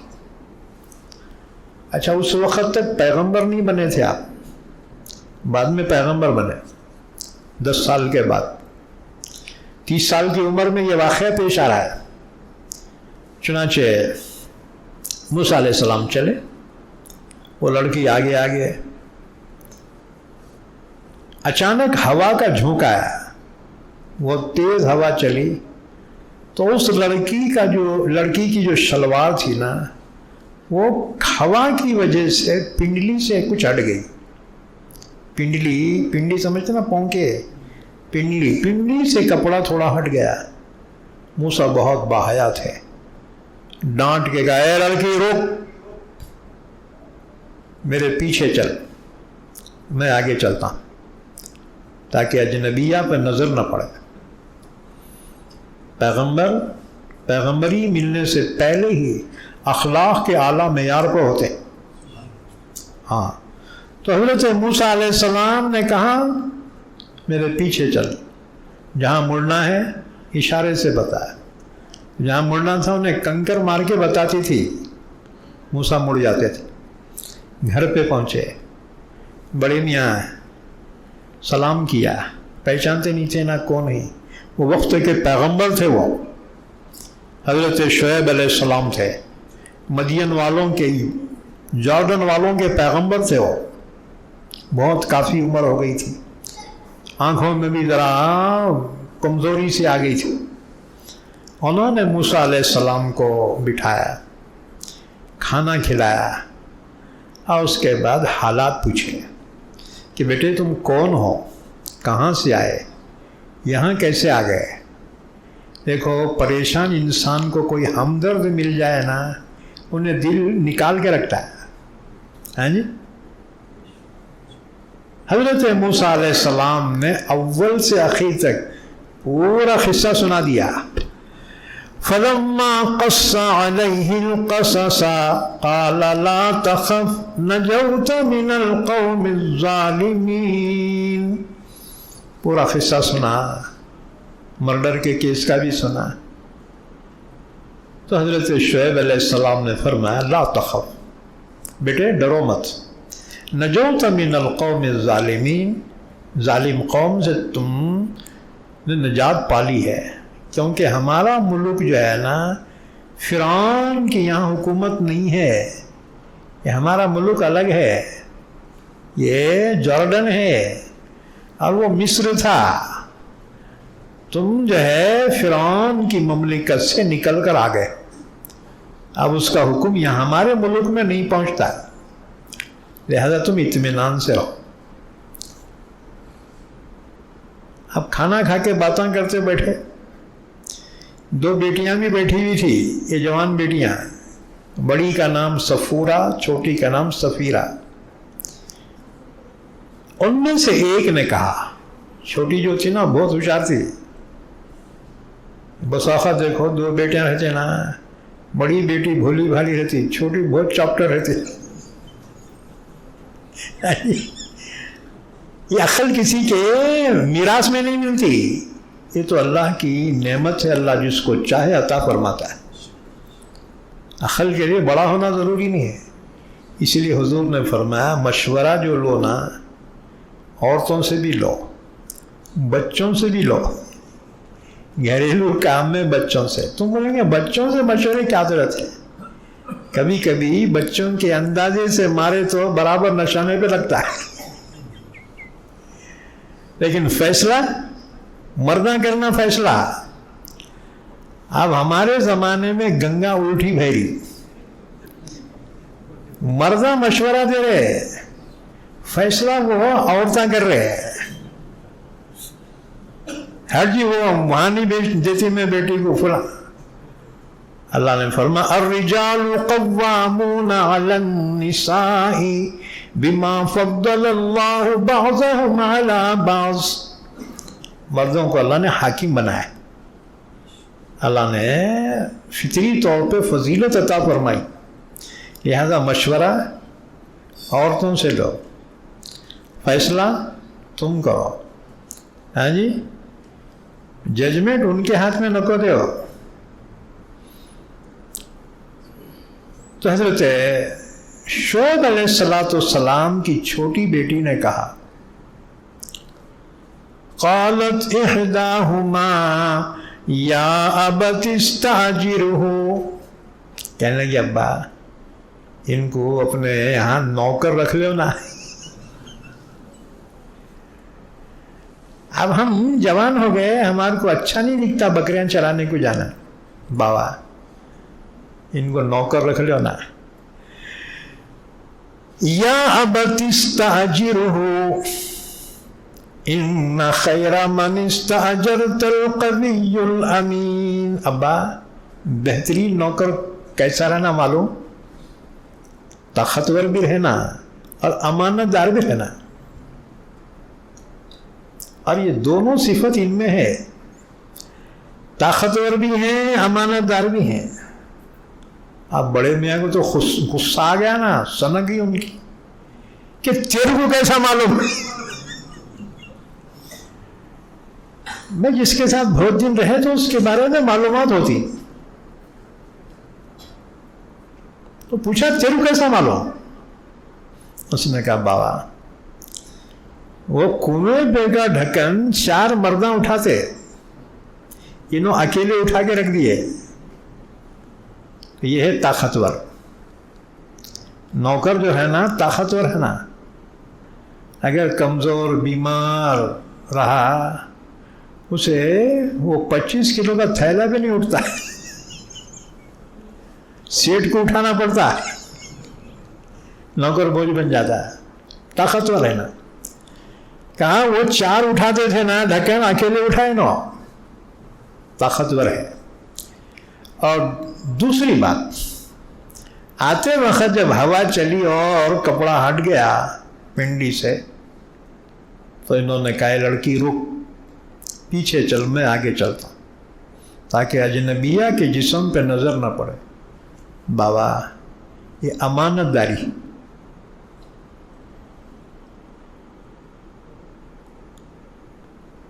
حضرت شعیب علیہ السلام کی یہ باتیں پسند آئی. یہ 2 صفات معلوم ہو گیا نا, بس رشتوں میں زیادہ باریک چھلنا نکو لگاؤ. ہیں جی, لوگ بہت باریکیاں کرتے ہیں, وہ باریکیوں کی وجہ سے رشتہ واپس چل جاتا, بعد میں پھر رشتے آنے رک جاتے. ہیں جی, لوگ آتے مول صاحب تعویذ دیو جی بچی کا رشتہ نہیں ہو رہا. میں پوچھتا ہوں پہلے یا دوسرے رشتے کو تم ریجیکٹ کرے تھے کیا؟ اور بولتے ہاں مول صاحب. میں بولا اس کی سزا ہے یہ. یاد رکھو پہلا یا دوسرا رشتہ جو ہوتا ہے نا اللہ کی طرف سے مہمان ہوتا ہے. اگر ناقدری کرو گے نا اس کے بعد پھر جو ہے بھگتو گے. لوگ آرے کھارے چل جا رہے, ہم بعد میں جواب دیتے جی. وہاں جا کے فون آتا وہ اماں نکو بولی, وہ ہماری بھوج نکو بولی. ہیں جی, لوگ پریشان بچیوں کے رشتے کے بارے میں. یہ اپنے ہاتھوں سے پریشان ہیں. یہ شروع کے رشتے ریجیکٹ کرنے کی سزا ہے. یہ یاد رکھو پہلا یا دوسرا رشتہ جو ہے نا تحقیق کر لو, لیکن اتنی باریکی نہ کو. ہیں جی, یہ اس کی سزا ہے. اللہ ہماری قوم کو سمجھ عطا فرمائے. بہرحال حضرت شعیب علیہ السلام نے دیکھا, بچی کی زبانی سنا, قوی الامین, طاقتور بھی ہے, امانت دار بھی. تو شعیب علیہ السلام نے فرمایا انی ارید ان انکحک احدی ابنتی ہاتین علی ان تہجرنی 8 حجج. کہا موسیٰ میں یہ چاہتا ہوں میری 2 بیٹیوں میں سے ایک بیٹی کا نکاح تم سے کر دو, اس شرط پر 8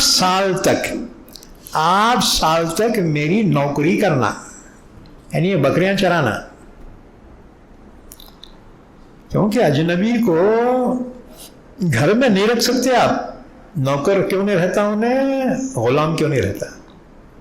جوان بچیاں گھر میں اجنبی کو نہیں رکھ سکتے, کیونکہ آگ اور بارود کو ایک جگہ رکھے نا دھماکہ ضرور ہوتا ہے.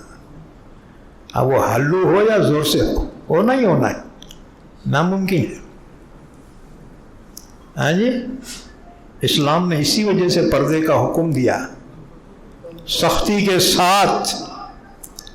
سختی کے ساتھ حکم دیا.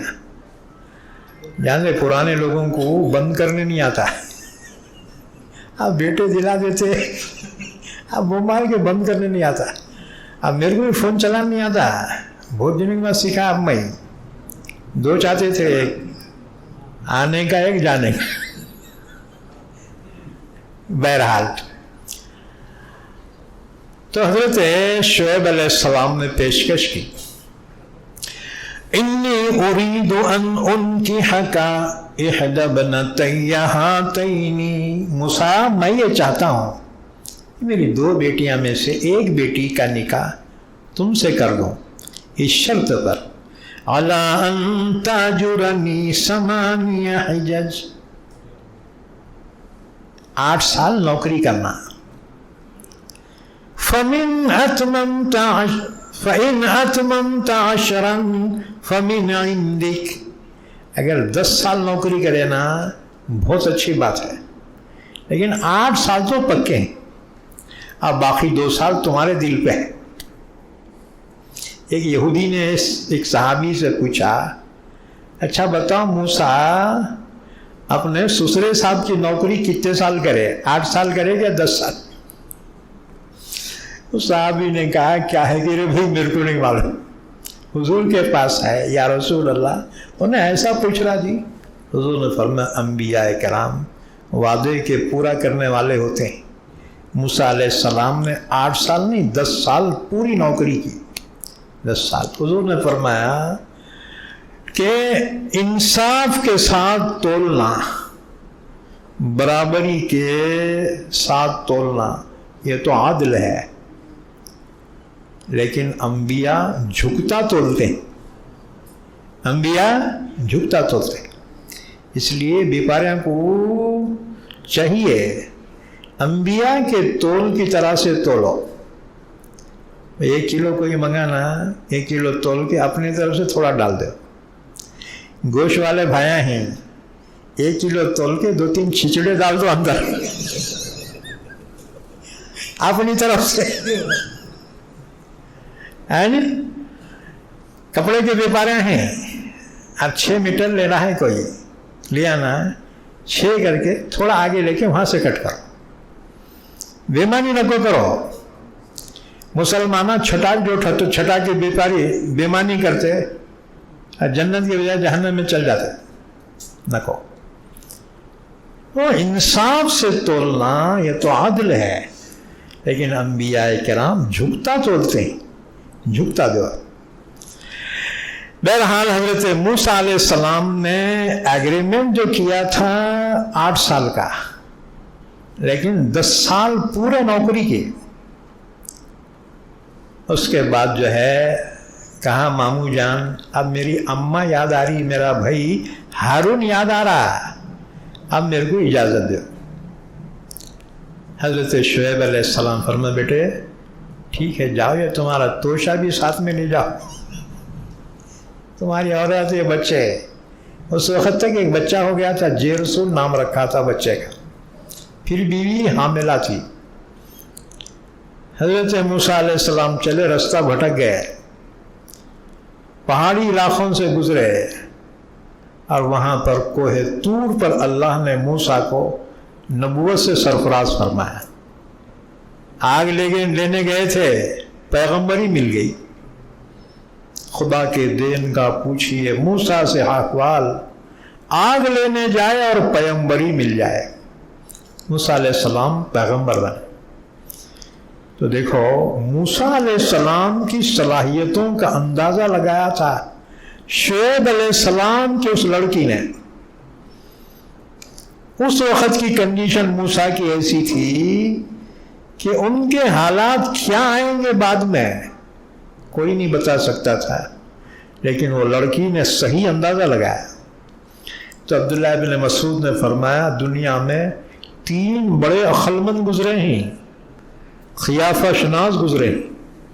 تو نمبر 1 عزیز مصر، جس نے یوسف کے بارے میں اندازہ لگایا، اس کا اندازہ صحیح نکلا. دوسرے شعیب علیہ السلام کی بیٹی نے موسیٰ علیہ السلام کے بارے میں اندازہ لگایا اور وہ صحیح نکلا. اور تیسرے ہیں ابو بکر صدیق رضی اللہ تعالیٰ. ابو بکر صدیق رضی اللہ تعالیٰ جب بیمار ہو گئے اور یقین ہو گیا اب اس بیماری سے شفا نہیں ہوگی، اور اسی بیماری میں ان کا انتقال ہو گیا ابو بکر صدیق کا، اور باقی 3 خلفاء شہید ہو گئے. ابو بکر صدیق شہید نہیں ہوئے، یاد رکھو، بیمار ہو گئے. جب یقین ہو گیا اب یہ بیماری سے شفا نہیں ملیں گی، تو آپ نے اپنے کاتب کو بلایا، میر منشی صحابی کو، فرمایا وصیت لکھو میری کہ میرے بعد خلیفہ. یہ کہا اور بے ہوش ہو گئے. اب وہ جو کاتب تھے نا صحابی، انہوں سمجھ گئے انہوں کیا بولنا چاہتے تھے، بڑے حضرت یہ. انہوں نے کہا عمر ابن خطاب. عمر ابن خطاب تو خلیفہ بناتا. جب ان کو ہوش آیا ابو بکر صدیق کو تو فرمایا کیا لکھا؟ انہوں نے کہا جی میں لکھا کہ میں اپنے بعد عمر ابن خطاب کو خلیفہ بناتا. ابو بکر صدیق نے کہا واہ، اللہ تجھے جزائے خیر دے، میں یہی لکھوانا چاہتا تھا.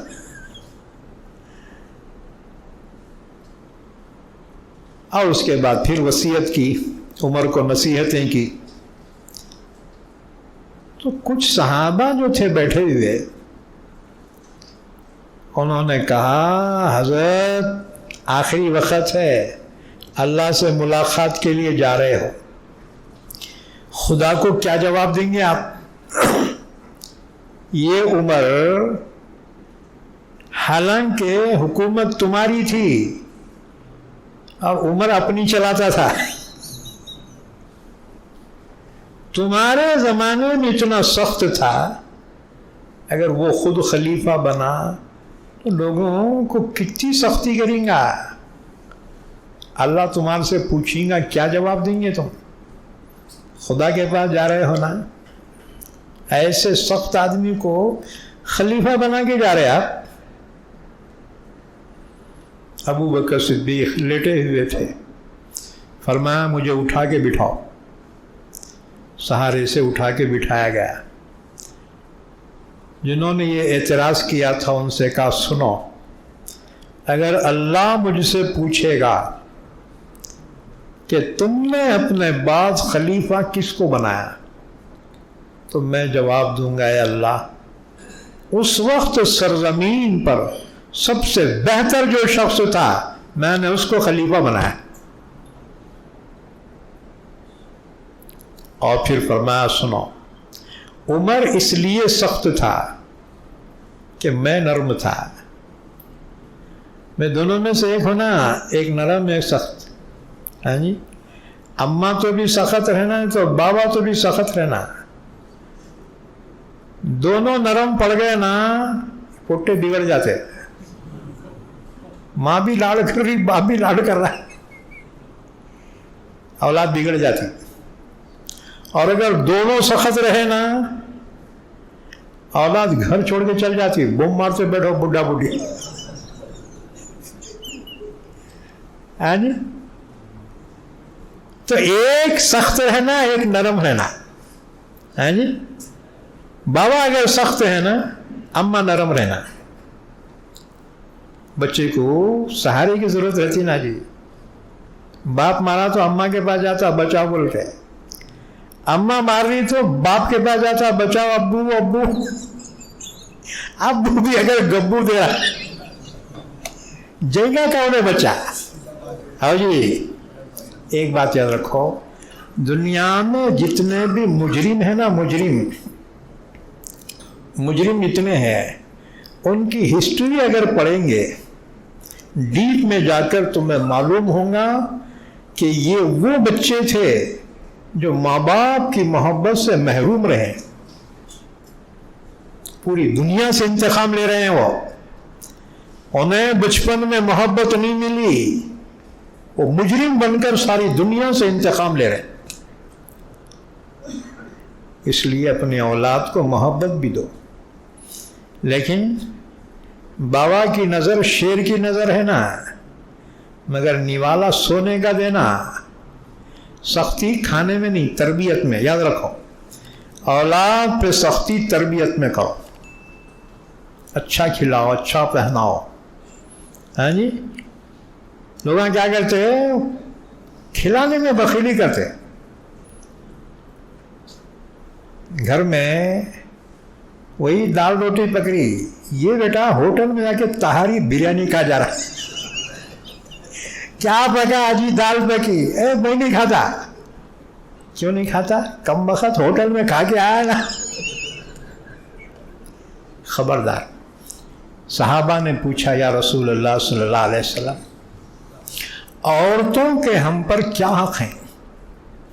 حضور نے فرمایا، جو تو کھائے اس کو بھی کھلا، جو پہنے اس کو بھی پہنا۔ آپ نے فرمایا، اس کے منہ پہ مت مار۔ اللہ کا نور ہوتا ہے نا، ہم اٹھا کے جھاپڑ پہلے منہ پہ مارتے، نہ کو۔ حضور نے منع کیا۔ اسے اس کے خاندان کا تانا نہ کو دو، تو فلاں خاندان کی ہے، انہیں بولتے رہندے تمہارا کون سا خاندان، بولو گے آپ؟ اب تمہارے کو انگار مرچی رکھتی، بھائی بولنا کہیں کو، بول کے لینا کہیں کو، ہے جی۔ خبردار، عورت کا خاندان کبھی نہ نکالو، ورنہ تمہارے پورے خاندانہ گن دیتی انہیں، ان کے انہیں تو پوری کے بس ہو جاتی ہو، بہت اسٹاک ہے اس کے پاس، اس لیے پنگا نہ کو لے ہو۔ ہاں جی، میں تو بولتا ہوں اگر گھر میں کرکریاں شروع ہو گئے نا، اس کا ٹیپ ریکارڈ شروع ہو گیا، جواب نہ کو دے اس کو، کیونکہ جواب یہ تو ہر جوش آتا اس کو۔ سیدھا گوشت کی تھیلی لے، مارکیٹ کو چاہ کتنا بمبارتے بیٹھا، پیڑے ہی ختم ہو جاتے اس کی، تمہارے آنے تک اس کا ٹینشن ختم ہی ہو جاتا۔ اللہ نے فرمایا، وَعَاشِرُوهُنَّ بِالْمَعْرُوفِ، عورتوں کے ساتھ زندگی گزارو حسن سلوک کے ساتھ، تو تمہارے گھر جنت کے نمونہ بن جائیں گے۔ ارے کرکریاں کرے، کروڑ پتی رہندے گھر میں کرکریاں رہنا، انہیں تو بھی پھانسی لے کے مرتا، نہیں تو انہیں تو بھی جو ہے زہر کھا کے مرتی۔ کیا فائدہ اتنا مال دولت اور وہ بلڈنگوں کا کیا فائدہ اگر سکون نہ ہو؟ ہاں جی، یاد رکھو، عفو درگزر سے ہی زندگیاں گزر جاتی اور خوشگوار زندگیاں گزر جاتی۔ یہ ٹینشنوں سے انہیں پھر وقت کا بادشاہ کیوں نہیں رہتے، اس کی زندگی جہنم ہو جاتی۔ وَعَاشِرُوهُنَّ بِالْمَعْرُوفِ۔ تو بہرحال حضرت ابو بکر صدیق رضی اللہ تعالیٰ عنہ نے فرمایا، لوگوں کو جمع کرو۔ مسجد نبوی کے صحن میں لوگ جمع ہو گئے۔ ابو بکر صدیق اپنے مکان کے چھت پہ چڑھے اور باضابطہ فرمایا کہ میں نے اپنے بعد عمر کو خلیفہ نامزد کیا، میرے بعد خلیفہ عمر ہوگا۔ ابو بکر کا فیصلہ ہوا۔ پھر دنیا نے دیکھا کہ انبیاء کرام کے بعد اگر کسی نے دنیا میں کامیاب حکومت کی ہے، وہ عمر ابن خطاب نے حکومت کی، 10 سال اوپر کچھ مہینے۔ ایسی حکومت پیغمبروں کے علاوہ کسی نے نہیں کی، حضرت عمر ابن خطاب نے کی۔ 2 سپر پاور طاقتوں کو زیر کیا، ایران اور فارس کی طاقت کو اور روم کی طاقت کو حضرت عمر نے زیر کیا۔ عمر کے ہاتھوں فلسطین فتح ہوا، عمر کے زمانے میں مصر فتح ہوا، عراق فتح ہوا، ایران فتح ہوا، بڑے بڑے ممالک فتح ہوئے، اور پورے حکومت میں امن و امان رہا۔ حضرت عمر رضی اللہ تعالیٰ عنہ حج کے موقع پر پورے صوبوں کے گورنروں کو بلاتے تھے حج کے موقع پر، اور لوگوں سے اعلان کرواتے تھے کہ کسی گورنر نے کسی کو تکلیف پہنچائی ہے وہ براہ راست آ کر اس کی شکایت درج کرے۔ ملک مصر کے گورنر جو تھے سعد بن ابی وقاص، ان کے بیٹے نے ایک شخص پہ ظلم کیا۔ کیا ظلم کیا؟ گھوڑ دوڑ کا جب مقابلہ ہوا تو اس شخص کا گھوڑا گورنر کے بیٹے کے گھوڑے سے آگے نکل گیا، تو اس کو غصہ آیا۔ اس نے کہا تیرا گھوڑا میرے گھوڑے سے آگے گیا کیسا؟ کیا اٹھا کے کوڑے سے مارا اس نے۔ اب وہ مظلوم کیا کر سکتا تھا؟ ہیں جی، یہ منتریاں کی جو اولاد رہتی نا، بہت جلا کھاتے بیٹے یہ، ان کو تو خدا کی مار ہونا ہے۔ بہرحال اس نے کوڑے مارے۔ حضرت عمر رضی اللہ تعالیٰ حج کے موقع پہ پورے گورنروں کو بلاتے تھے، اور عوام کو اجازت تھی براہ راست امیر المومنین کے سامنے شکایت درج کرے۔ تو وہ شخص بھی پہنچا، اس نے کہا امیر المومنین میری شکایت ہے۔ کس سے؟ کہا گورنر اور گورنر زادے سے۔ کیا ہوا؟ کہ گھوڑ دوڑ کے مقابلے میں میرا گھوڑا گورنر زادے کے گھوڑے سے آگے نکل گیا، تو اس نے ظلماً مجھ کی کوڑے مارے، میں فریاد چاہتا۔ تو حضرت عمر نے فرمایا گورنر کہاں ہے؟ کھڑے ہو جاؤ۔ کھڑے ہو گئے۔ اب بیٹا کہاں ہے تیرا؟ انہیں بھی کھڑے ہو گیا۔ فرمایا انہیں صحیح بولا نا؟ کہا جی غلطی ہو گئی۔ عمر نے کہا غلطی یوں معاف نہیں ہوتی۔ اس شخص سے کہا کوڑا لے اور میرے سامنے اس گورنر زادے کے پیٹھ پہ مار۔ اسلام میں قصاص کا حکم ہے۔ وَلَكُمْ فِي الْقِصَاصِ حَيَاةٌ يَا أُولِي الْأَلْبَابِ، عقل مندو تمہارے لیے قصاص ہی میں زندگی ہے۔ عمر نے فرمایا مار اس گورنر کے بیٹے کو۔ پھر عمر نے فرمایا تم کب سے لوگوں کو اپنا غلام بنا رکھے ہو، حالانکہ اللہ نے انہیں آزاد پیدا کیا ہے۔ جمہوریت کا سب سے پہلا جملہ حضرت عمر نے فرمایا تھا۔ لوگ کہتے ہیں فرانس کی وجہ سے جمہوریت ملی اور فلاں کی وجہ سے، یہ تو بعد کی پیداوار ہیں۔ سب سے پہلے جمہوریت اور آزادی کا اعلان جس نے کیا عمر ابن الخطاب رضی اللہ تعالی امیر المومنین نے۔ فرمایا مار گورنر زادے کو۔ گورنر نے کہا امیر المومنین تھوڑی مہلت دو، ذرا ہم کمپرومائز کر لیتے۔ فرمایا ٹھیک ہے۔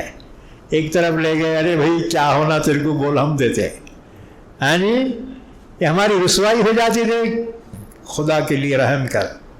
بہرحال کمپرومائز ہو گیا۔ اس نے کہا امیر المومنین میں نے معاف کر دیا۔ اس لیے حضرت عمر کے نام سے صوبوں کے گورنر کانپتے تھے، پتے کانپنے کی طرح سے، مجال نہیں تھی۔ ایسا عدل و انصاف عمر نے سرزمین پہ قائم کیا، رہتی دنیا تک کے لیے ایک بہترین حکومت کی مثال پیش کی عمر نے۔ اچھا اتنی صلاحیتیں عمر میں ہوں گی، اس کا اندازہ ابو بکر صدیق نے لگایا تھا، ہاں جی۔ تو عبداللہ ابن مسعود فرماتے ہیں دنیا میں 3 عقل مند گزرے ہیں، قیافہ شناس، چہرہ دیکھ کر ان کے حالات کا پتہ چلانے والے، ان کی صلاحیتوں کا اندازہ لگانے والے. تو ایک عزیز مصر، دوسرے شعیب علیہ السلام کی بیٹی، اور تیسرے ابو بکر صدیق رضی اللہ عنہ. یہ درمیان میں بات آ گئی تھی، اس لیے میں نے عرض کیا ابھی تفسیر تو سورہ یوسف کی باقی ہے. یعنی وقال الذی اشتراه من مصر لامرأته، اور اس شخص نے جس نے یوسف کو خریدا مصر کے بازار سے، اس نے اپنے بیوی سے کہا اکرمی مثواہ، دیکھ اس کی عزت کرنا، یہ بچہ عام نوکروں کی طرح سے مت سمجھنا. اکرمی مثواہ، اس کا ٹھکانہ اچھا بنا. عسیٰ ان ینفعنا، امید ہے کہ یہ ہمیں فائدہ پہنچائے. او نتخذہ ولدا، یا ہم اس کو اپنا بیٹا بنا لیں. وَكَذَلِكَ مَكَّنَّا لِيُوسُفَ فِي الْأَرْضِ، یہ اللہ کی حکمت تھی. بھائیوں نے تو کنویں میں ڈالا تھا، اللہ نے وہاں سے نکلوا کر ملک مصر کے وزیر خزانہ کے گھر میں پہنچا دیا. وَكَذَلِكَ مَكَّنَّا لِيُوسُفَ فِي الْأَرْضِ، اور اسی طرح ہم نے ٹھکانہ دیا یوسف کو سرزمین مصر میں. وَلِنُعَلِّمَهُ مِن تَأْوِيلِ الْأَحَادِيثِ، اور تاکہ ہم سکھلائیں یوسف کو خوابوں کی تعبیر دینے کا علم، وہ بھی اللہ نے عطا فرمایا. وَاللَّهُ غَالِبٌ عَلَىٰ أَمْرِهِ، اللہ اپنے کام پر غالب ہے. بھائیوں نے تو یوسف کو نعوذ باللہ حقیر و ذلیل کرنا چاہا، لیکن اللہ نے یوسف کو عزت کے اعلیٰ مقام پہ پہنچا دیا. وَلَكِنَّ أَكْثَرَ النَّاسِ لَا يَعْلَمُونَ، لیکن اکثر لوگ نہیں جانتے. وَلَمَّا بَلَغَ أَشُدَّهُ، جب یوسف جوانی کی عمر کو پہنچے، آتَيْنَاهُ حُكْمًا وَعِلْمًا، ہم نے یوسف کو نبوت عطا فرمائی اور علم عطا فرمایا.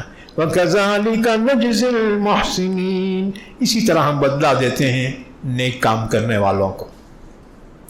آگے اور تفصیلات آ رہی ہیں، وقت مکمل ہو گیا.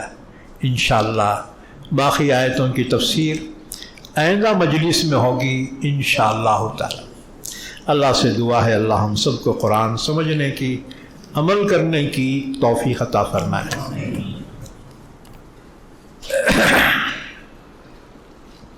مستورات کے تعلق سے فیصل چوس ہے نا، آئندہ جو نشست رہیں گے نا،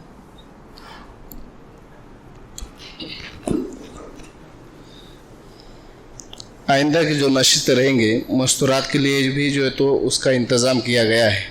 فیصل چوس صاحب کے جو مکان ہیں بازو میں، اس میں جو ہے تو ان کا انتظام رہے گا. اس لیے تمام حضرات سے گزارش ہے کہ ساتھ میں جو بھی اپنے مستورات کو جو ہے تو پہنچانے کی فکر کریں.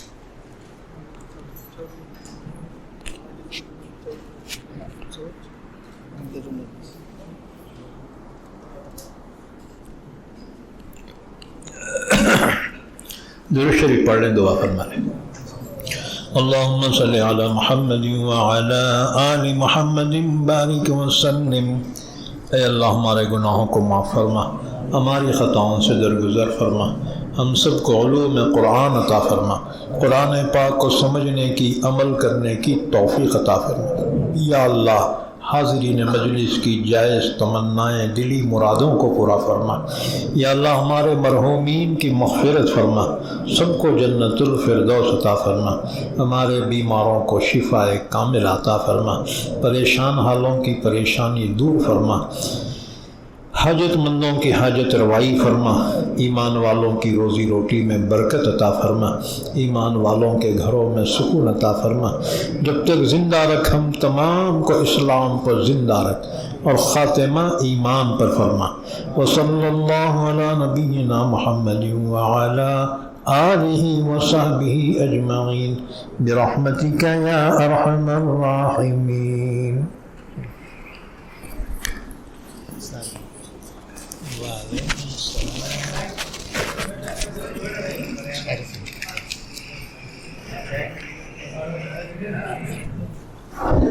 چائے کا انتظام کیا گیا ہے. تمام حضرات